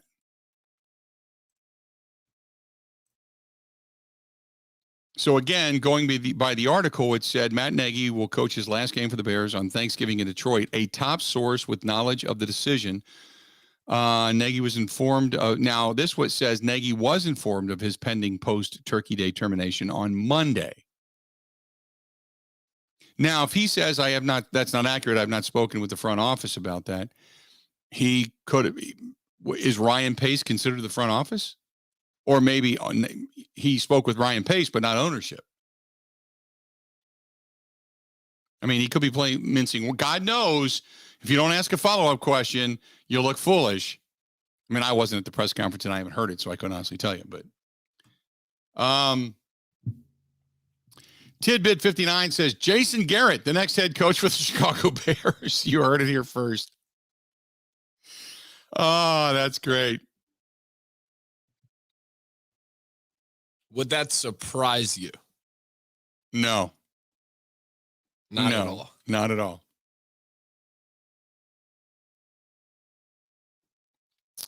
Joshua says, is it true J.J. Watt is paying for the funeral costs for the families that have lost loved ones in Waukesha? That's what was stated on one of the police websites. And I read that earlier today. Now, I have not seen that on... And maybe J.J. Watt doesn't want to talk about it. I have no idea. But that came from somewhere. I don't think it was made up. And it's an official police Facebook page that put that out there. I'd have to dig it up again. But that's what was stated. Now, I have not seen it from the news sources. But this wouldn't be the first time that the news sources don't, maybe they can't confirm it through JJ at this point. But maybe JJ reached out to one of the, the entities and said, hey, this is what I'm going to do. So I don't know. We'll see. I mean, that would be one of the more. And if he does it without any fanfare, it's one of the most. I mean, even if he called up and said, "Hey, I want to do this. Thank you so much for allowing me to do this, and I'll take care of the cost," and hangs up the phone, and somebody else puts it out there, that's not on JJ to grab headlines. JJ's just doing it. Now he could say, "Hey, JJ Watt here. I want to pay for these. Until after everything's said and done, just please keep it on the QT." Well, okay, so be it. But then if you tell one of the family members, if you then it's up to anybody to say. But I don't know. I don't know if it's official, but that is the post that was going around on one of the official police websites on Facebook. 877-867-1670. By the way, Mark Conkle, the reporter who has won a Pulitzer Prize, by the way, reports that Matt Nagy will be fired. That he has a source inside the Chicago Bears organization with knowledge of the situation that says Matt Nagy will coach his last game for the Chicago Bears on Thanksgiving.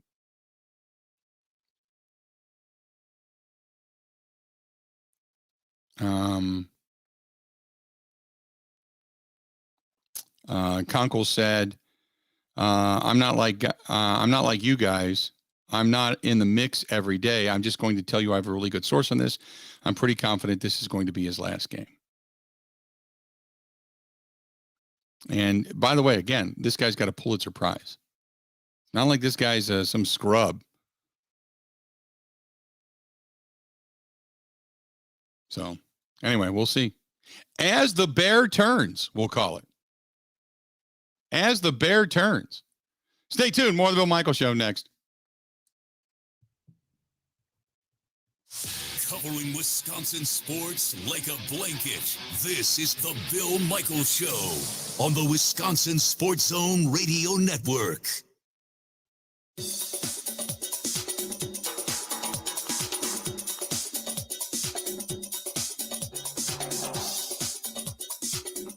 Bill Michaels will resume in 3 minutes.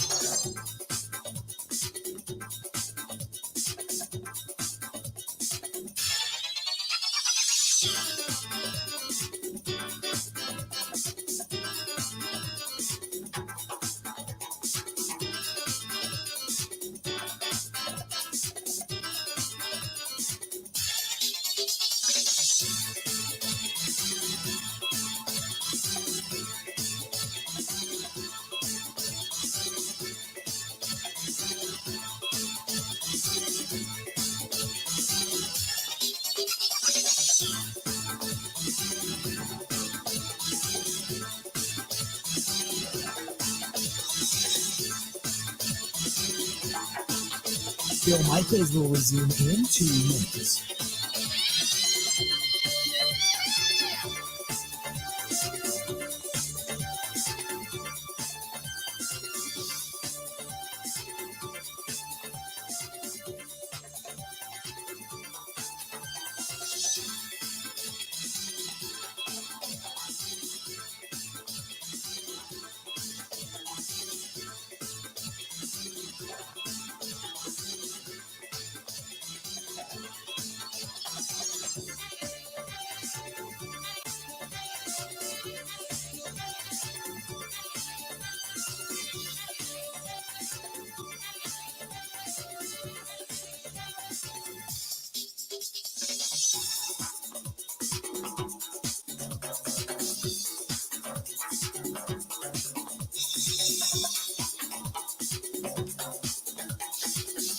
Bill Michaels will resume in 1 minute.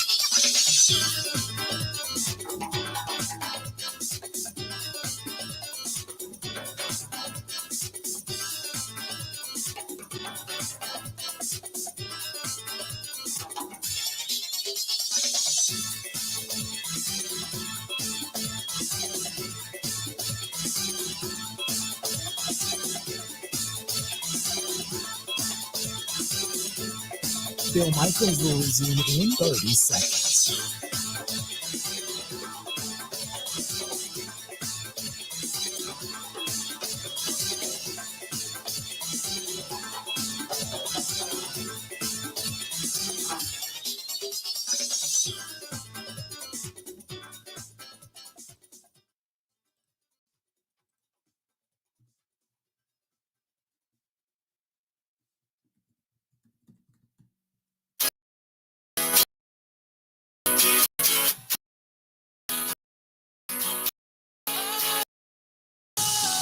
Sometimes I get a good feeling, yeah.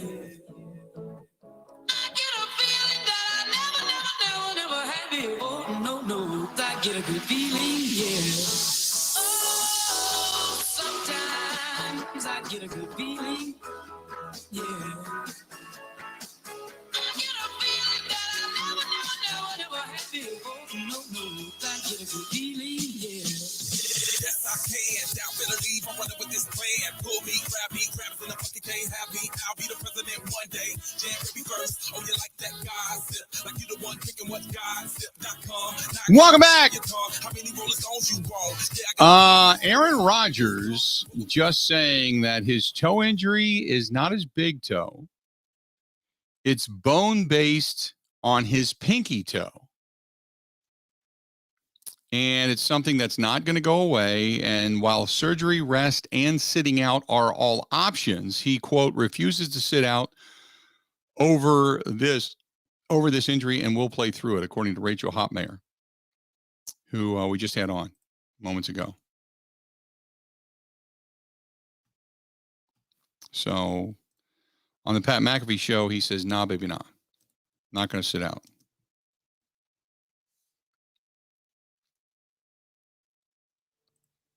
(877-867-1670), 877-867-1670.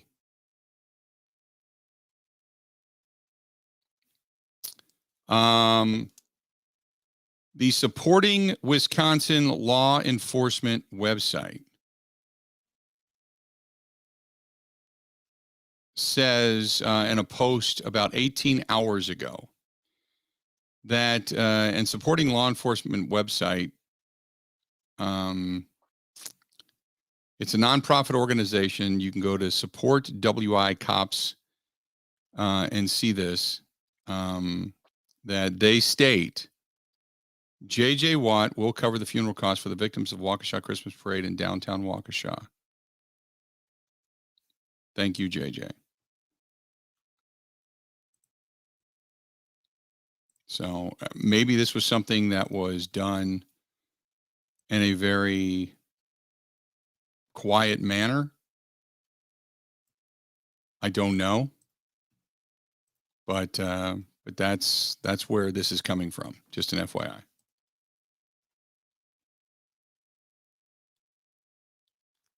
Uh, 877-867-1670, 877-867-16. As a matter of fact, as we speak, I just got contacted by a writer for a local newspaper that said that they're hearing the same thing. So we'll see if it comes out that way. But regardless, I mean, even if it's not true, it would be a shame to say that. But if it is true, man, what a huge contribution. Just amazing. So, but that's where it's coming from. What else do we have? Man, there's a lot of people with rumors and innuendos flying around today. Holy moly. Kevin says, good afternoon. Every time the Muppets of the Midway have a head coaching opening, their delusional fans say they're getting Bill Cowher. So why not start the rumor and get those hopes up right now? The four-letter network thinks he can get Pete Carroll. The four-letter network thinks that they can get Pete Carroll. That's desperation, wanting him to be that good again. Does Chicago have enough gum to lure Carroll away? That's fantastic. Oh, man, that's awesome. I don't think so, be honest with you. I don't think they have enough gum.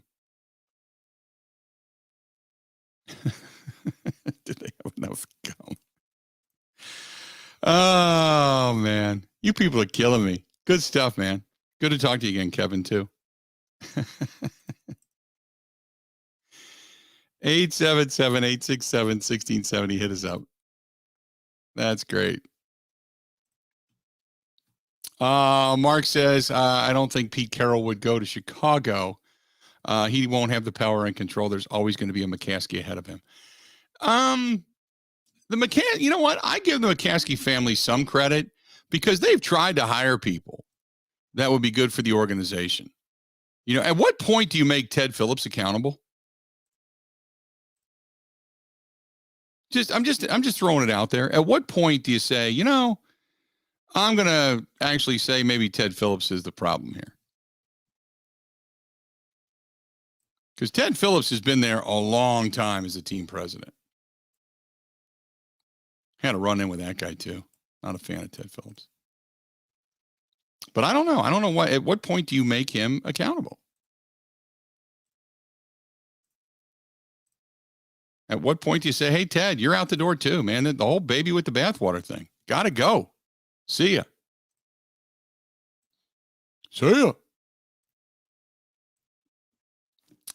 And then there's Joan. Joan says, love the picture of Elmo, which Elmo is sleeping next to the desk as he does almost every day.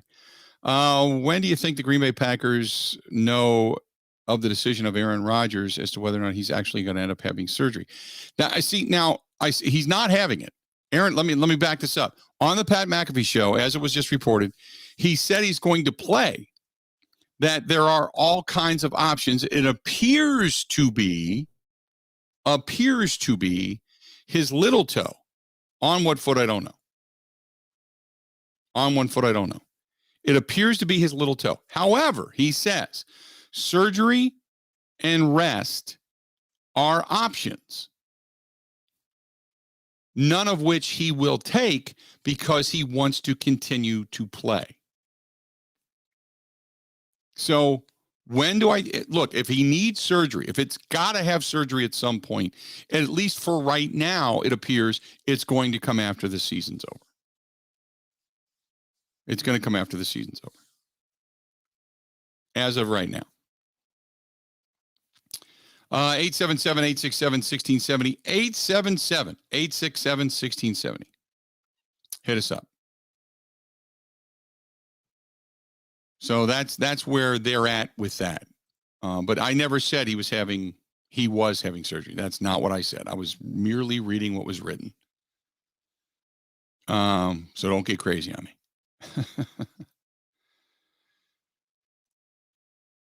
This is from Kathy, who says, a great show. Would Devontae Adams be considered for an MVP? MVP of the team he could be, but no, usually it's not a wide receiver. Usually it's the guy throwing him the football. Devontae's having a hell of a year. There's no doubt about that. But when it comes to receiving the football, the receiving grades, he's the best. I mean, as a matter of fact, when you look at Devontae Adams, he grades out as the number one receiver in all of football. Did you know that? He's the number one receiver in all of football. Pro Football Focus has him graded out at a 91.4. A 91.4. Now, when you look at the rest of the, analytics, if you will, let's see here. Devontae Adams, he's 64 pass attempts, 340 receptions, 93.4 reception rate. He's had 116 catches out of the slot, 247 out of the wideout position, 371 yak yards, 5.2 yards per reception of yak. His longest is 59. By the way, when it comes to being a receiver, he only has 2 official drops on the season. 2 official drops on the season. So when you're looking at some of the best wide receivers in all of football that have had numerous catches, he's number one. He's number one. He's only had 3 balls intercepted against him on the season as well. Devontae Adams rated number one receiver in the National Football League. And when it comes to being a total offensive player, he's also rated as number 1. Deontay Harris, number 2. Cooper Kupp, number 3. Demetric Felton, number 4. Antonio Brown, Deebo Samuel, Justin Jefferson, Tyreek Hill, CeeDee Lamb, and Stephon Diggs. That's pretty rare air right there. And when you talk about the receiver, it's Adams, Felton, Kupp, Harris, Brown, Jefferson, then Deebo Samuel, CeeDee Lamb, Tyreek Hill, Stephon Diggs. Devontae Adams rated number 1 overall. Could he win the MVP? Sure. But he won't. It's 99.9% of the time, it is the guy that's throwing you the football. There you go. Let's do this. We'll step away. We'll take a quick break. This portion of the program brought to you by our friends at Pella Windows and Doors of Wisconsin. Going to warm up a little today, but the cold weather's here. We all know it. It's cool. It's nippy. Yes, it is. And with the cold winds blowing, as it is outside today, the air is starting to come through the cracks and crevices of the doors, the windows, and you got to get it sealed up. And one great way to do it is get new, get quality, get house value building windows and doors from our friends at Pella Windows and Doors of Wisconsin. Call them 855-PELLA, P-E-L-L-A, 855-PELLA, W-I, 855-PELLA-W-I, or get a hold of them on the web, PellaWI.com/radio. That is PellaWI.com/radio. Right now, 12 months, no interest, 12 months, no interest, and 12 months, no first payments going on right now at Pella Windows and Doors of Wisconsin. You can get different colors, different matches for the interior, different matches for the exterior. You can get different hardware. You can get the roll screen, the slide window, whatever it happens to be, different shapes, different sizes. They custom measure, they custom manufacture, they assemble, then they come out and custom install, and they do it year round. Get a hold of our friends at Pella Windows and Doors of Wisconsin right now. Great deals going on. And believe it or not, Gina Della from Pella is going to join us and come on the program next Tuesday and bring in some cash with her for the foundation that we're going to support in our special broadcast next Tuesday. I talked to her last night, and I was telling her a little bit about what's going on. She's like, we'll be there. We're going to bring a donation. We're going to be there. And you talk about a great community orient, because Gina and her husband, Chris, they live in Waukesha. This hit home to them too. So for one of the first people that said, we're going to be there. So a good company to deal with. 855 Pella WI. That's 855 Pella WI. More of the Bill Michaels Show next.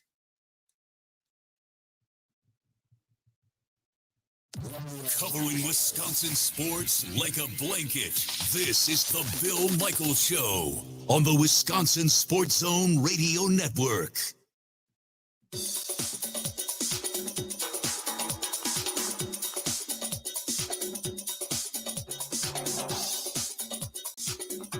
Bill Michaels will resume in 5 minutes.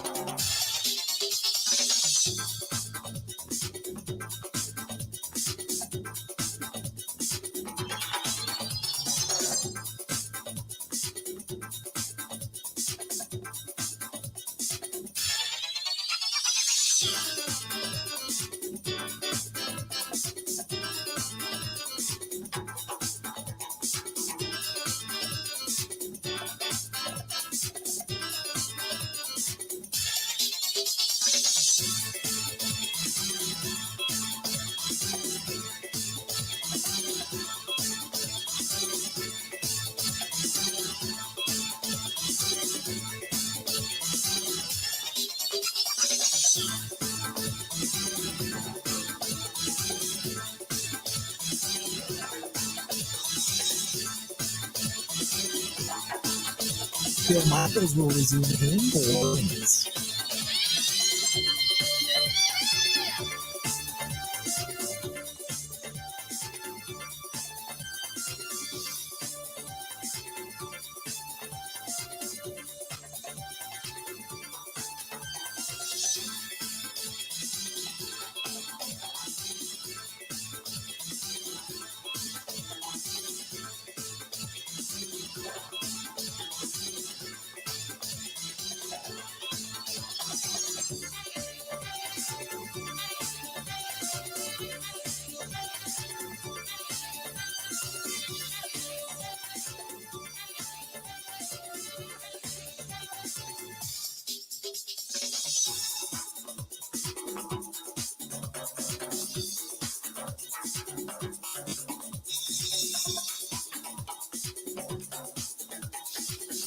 Bill Michaels will resume in 3.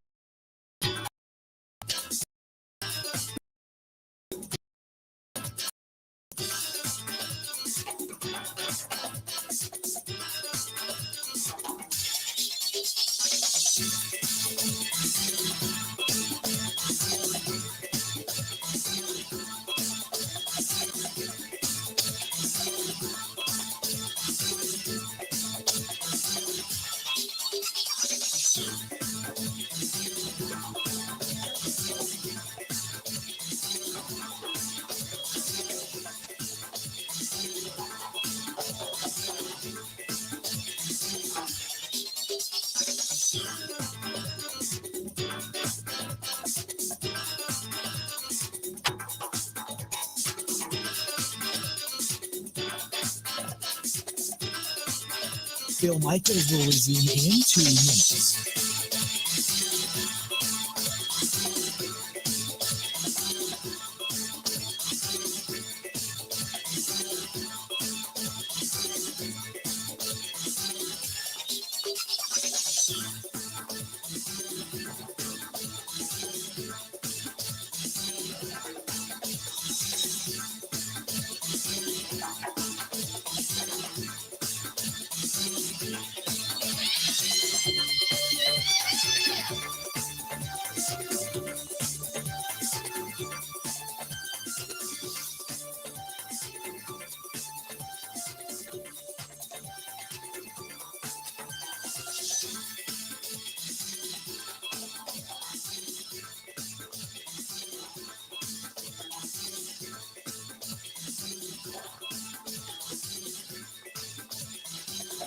Bill Michaels will resume in 1 minute.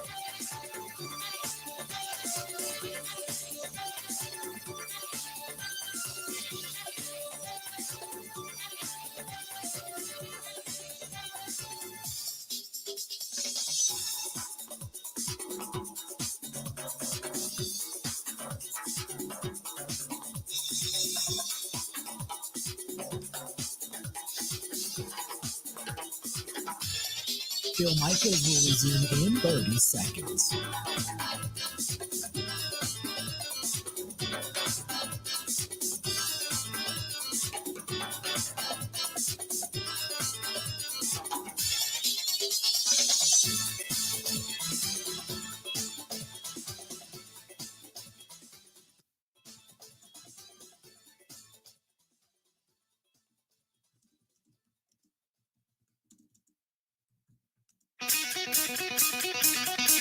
Okay.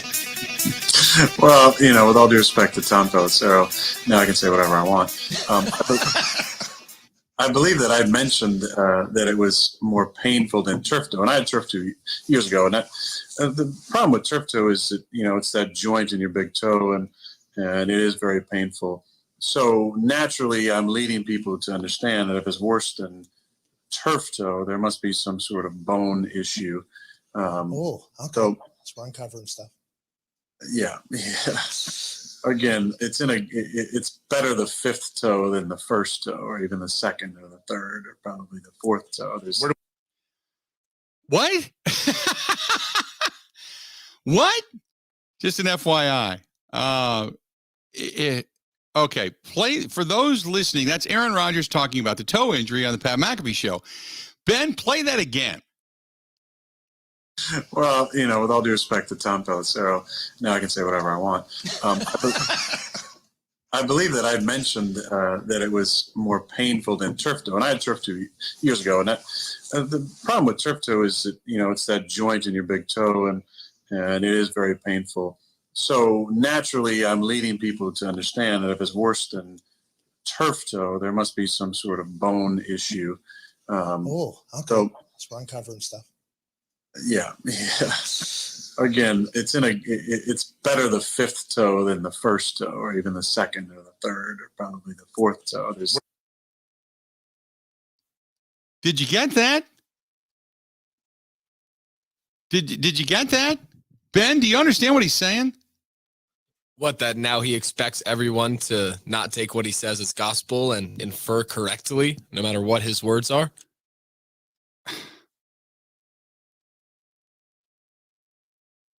Or that it was his pinky toe. Yeah, I mean it's his small toe, and it's. I don't know what do you have the question? What it was asked specifically? Because it sounds like just with all due respect to Aaron Rodgers, it sounds like he's being kind of a jag, doesn't it? So. Because the question is about Tom Pelissero. Now, remember, there was the discussion about whether or not it was or wasn't turf toe or a quote COVID injury.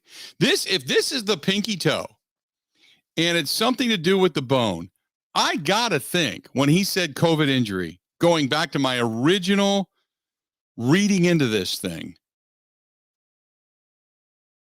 that he banged it on something walking around his house during COVID. And it's his little quip way of saying, yeah, it's a COVID injury. Like, I didn't get it on the field. Wasn't a playing injury. Wasn't a practice injury. It's a COVID injury. I was walking around the house, banged it on the coffee table. Is that what indeed? Doesn't it sound like he's saying? Here's the question from Pat McAfee, and then go back to the answer of Aaron Rodgers. Tom Pelissero, the arrow, who gets memos from teams, the NFL, into his brain and has the ability to and then just send them out literally so everybody can see him. And that is what he's incredible at. He said this is worse than a turf toe, but you're still playing turf toe. It takes people out. Like that actually does. Shouldn't we talk more about you battling through something that is really incredibly painful right now? Or do you think people just don't say that because you're a hippie? And what is it? What did happen? Are you okay? Well, with all due respect to Tom Pelissero. Okay, play the answer again for me. Give me the answer again. With all due respect to Tom Pelissero, here we go. Now I can say whatever I want.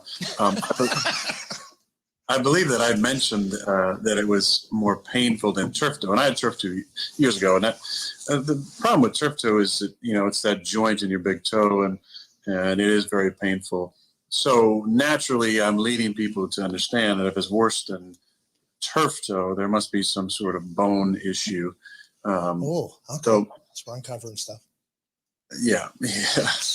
Again, it's better the fifth toe than the first toe, or even the second or the third, or probably the fourth toe. They go on to debate whether the big toe should be the fifth toe or the first toe. Okay. They find out it's the pinky. Right. So we are all led to believe, here you go, it's his pinky toe. It's a bone issue. Pinky toe, bone issue. Doesn't say which foot. And then after that, he has a follow-up about medicals.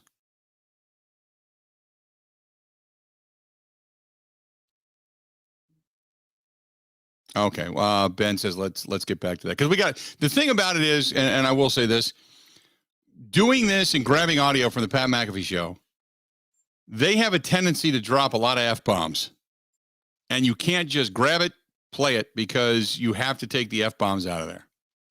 So you got to make sure it's clean before you just air it. So, I mean, again, you can normally do it, but there are times they have a propensity to drop a few of those, and it would be erroneous upon our part to do that. So this is part 2 of what Aaron Rodgers had to say. Around with COVID, bang! Is that what happened out there? Look, Pat, I've already talked enough on this show about my medical status and other ways. So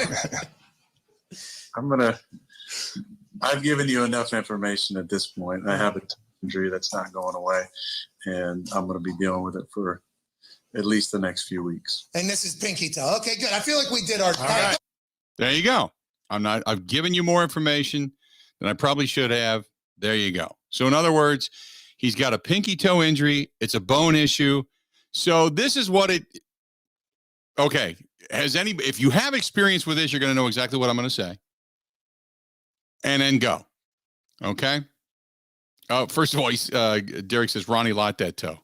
In other words, cut it off. Get rid of it. You don't need it. Okay. So going back to his original statement, when he said, it's a COVID injury, when he was asked about it, and kind of said it with what seemed to be a sounding smile on his face. My first thought, I'm going with my gut instinct here. My first thought was, he's at home. He's not going through his regular routine, probably walking around in a pair of slippers or with bare feet or in socks. And just, as we've all done, banged it on something, and probably banged it hard enough. According to Shailene Woodley, he's got feet that are 14 inches long and couldn't keep those boats contained. And so he probably banged one of those big boats on the pinky toe, on a railing, on a coffee table, on that middle post underneath your bed, something. He banged it on something, probably broke the toe.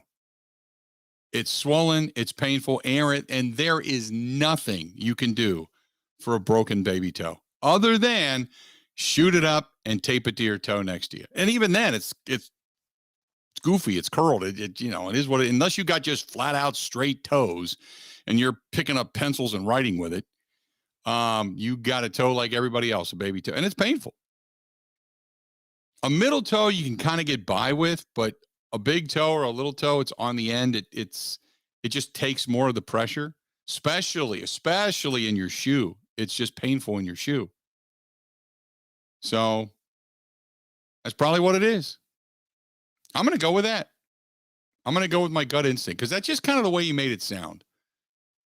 He was snarky. He was smiling when he said COVID injury. I'm thinking it was during his period of COVID where he was away from the team. And my guess is he's walking around the house looking at his Microsoft Surface Pro or whatever it is they use now. He's looking at it. He's holding it up in front of him as he's walking around. And he's not paying attention. He's like, oh, Aaron, what happened? What happened, Aaron? Aaron to Matt. Oh, this is Matt LaFleur. Aaron, what happened? Aaron, what happened? And he's laying there, and you can see the Surface Pro. It's on the ground upside down. He picks it up, and it kind of pulls away from the carpet. He's like, I just banged my foot on the coffee table. Oh, my God. Oh. And then he points it down at his foot, the Surface Pro. And he's like, oh, look. And Matt, and then Nathaniel Hackett sticks his head in there. And then here comes Gutekunst running. You can hear Gutekunst down the hall. He comes running. Oh, my God. Shailene Woodley was right. Your feet are huge. What's that little swollen mushroom thing? That's my pinky toe. Oh no, we got to put you on the report. That's probably what happened.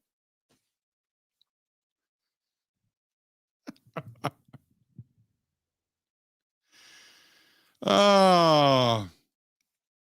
Everybody went off the rails when he had a toe injury. It's turf toe. I mean, the 4-letter network did like an hour on it. It's turf toe. This is what the problem is. They're bringing in doctors. This is what it is when the joint, swells up and you got some problems in the joint and it's like gout and it's very painful and blah, blah, blah, blah, blah. And it turns out, no, smacked it. Smacked the pinky toe on something. There you go. Do we feel better now? But the bottom line is, it's probably broke. Surgery, yeah, you could probably put a small pin or something in it, but for the most part, you're not going to do that. You're going to leave it rest. You're going to hope that it kind of heals. But it's going to be something that no matter what is going to aggravate the hell out of you the rest of the season. It is what it is. 877-867-1670, 877-867-1670. Stay tuned. This portion of the program brought to you by our friends at New Mal Medical. Treating guys all over the state of Wisconsin and beyond the borders. Whether it's low T, which they can check you out in 10 minutes and get you going. Or say ED, they got a 98% success rate. Or if you're just going to feel like you're just going to get some case of tank ass coming out of Thanksgiving and you need help with the all-in-one weight loss program, they got that too. Call them 414-455-4451, 414-455-4451. Final segment of the Bill Michaels Show next. Ready? This is the Bill Michaels Show on the Wisconsin Sports Zone Radio Network.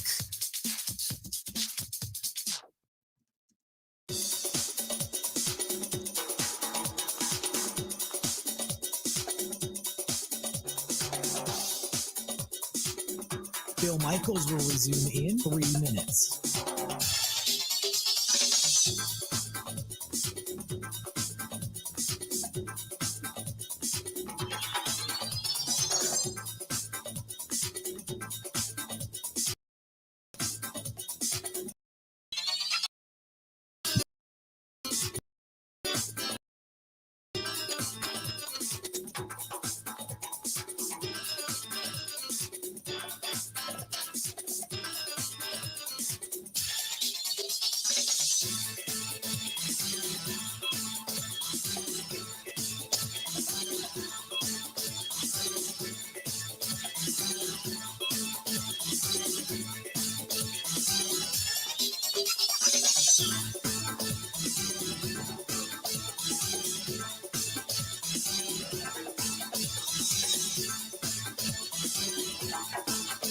Bill Michaels will resume in 2 minutes.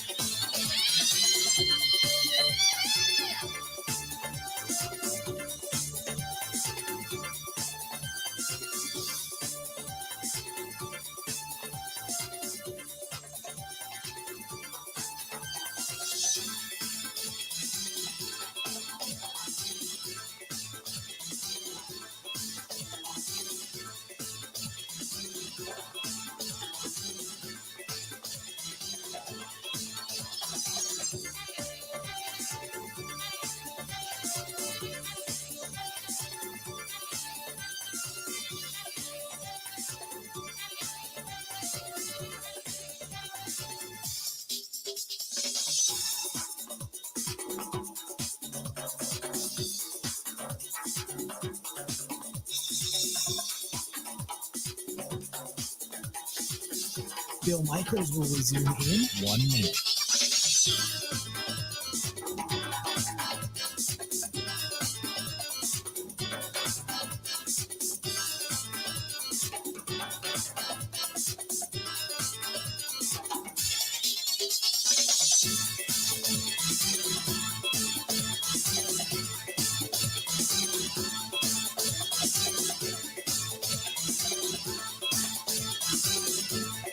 Bill Michaels will resume in 30 seconds.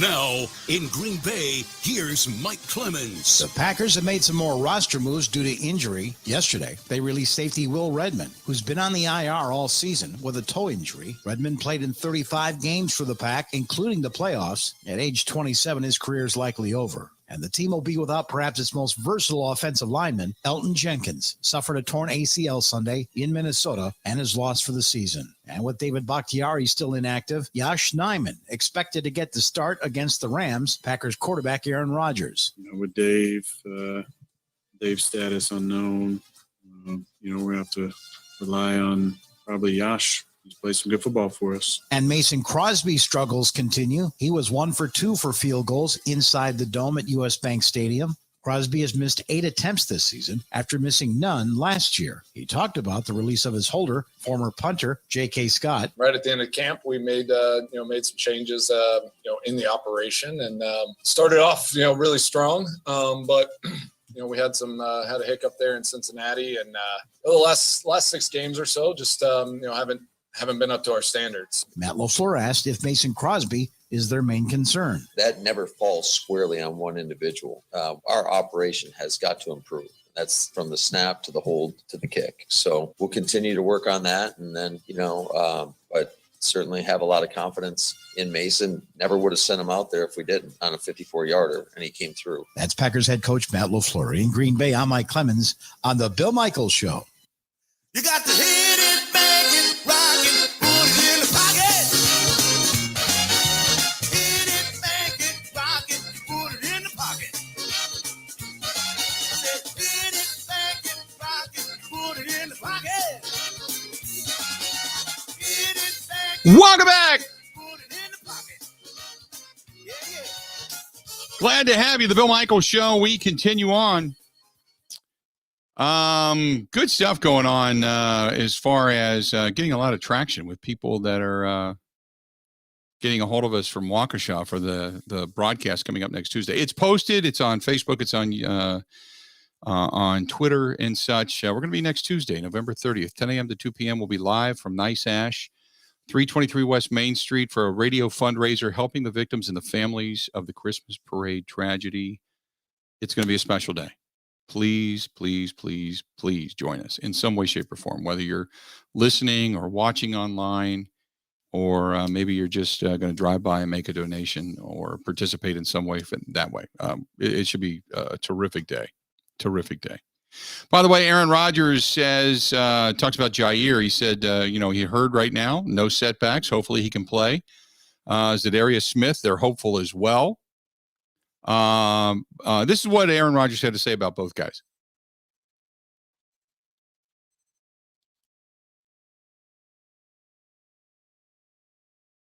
Ben, do we have it?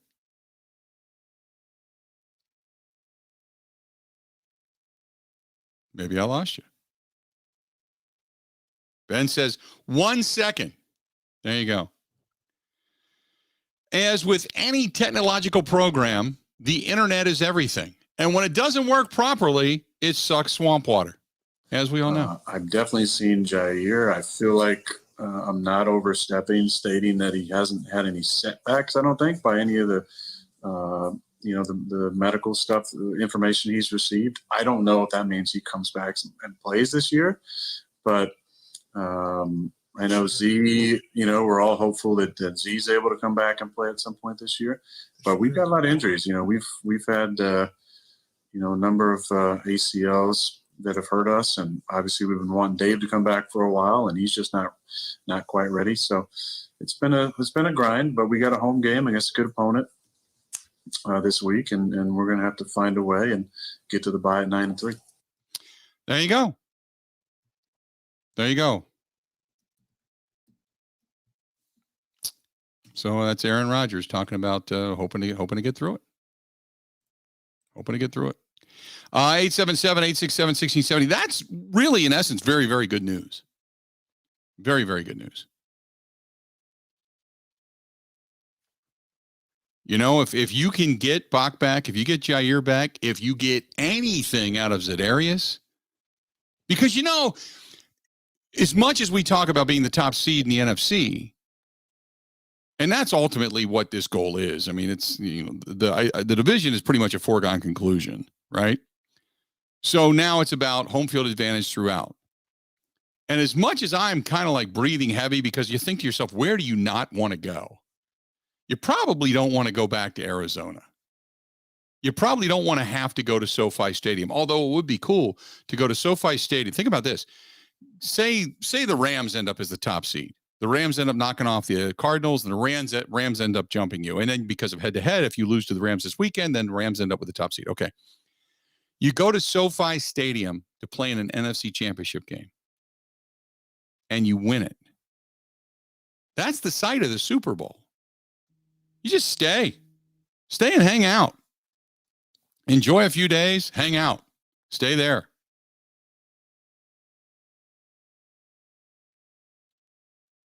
You know, stick around. But when you think, I don't have a problem with the Packers having to go on the road and play out in the desert either. I mean, really, in essence, here's the reason. There's so many snowbirds out there. There's so many Wisconsinites and or Packers fans out there already. It would really, I remember going back to Aaron Rodgers' first playoff game when they played there. That place was rocking. That place was rocking. I don't really fear Arizona. And now, you know, Arizona had Kurt Warner. They were a good football team. It wasn't like they weren't good then and their fans didn't care. That's a transient area. The Packers have to go to Arizona to play an NFC championship game. So be it. They're a better team on turf and in domes anyway when it comes to their offensive unit. So I'm good with that. We'll see what happens. We'll talk tonight. We're going to be down at Stenny's. Mike Clemens and company down at Stenny's tonight, 6 to 8. It's the Bill Michaels Huddle, brought to you by our friends at Bud Light. We're really looking forward to that. But if we don't talk again between now and the Green and Gold postgame show coming up after the game, each and every one of you have a very happy, very enjoyable, the end of the Matt Nagy era-ish Thanksgiving. And be safe. And then we'll all reconvene on Sunday after the Packers hopefully knock off the Rams.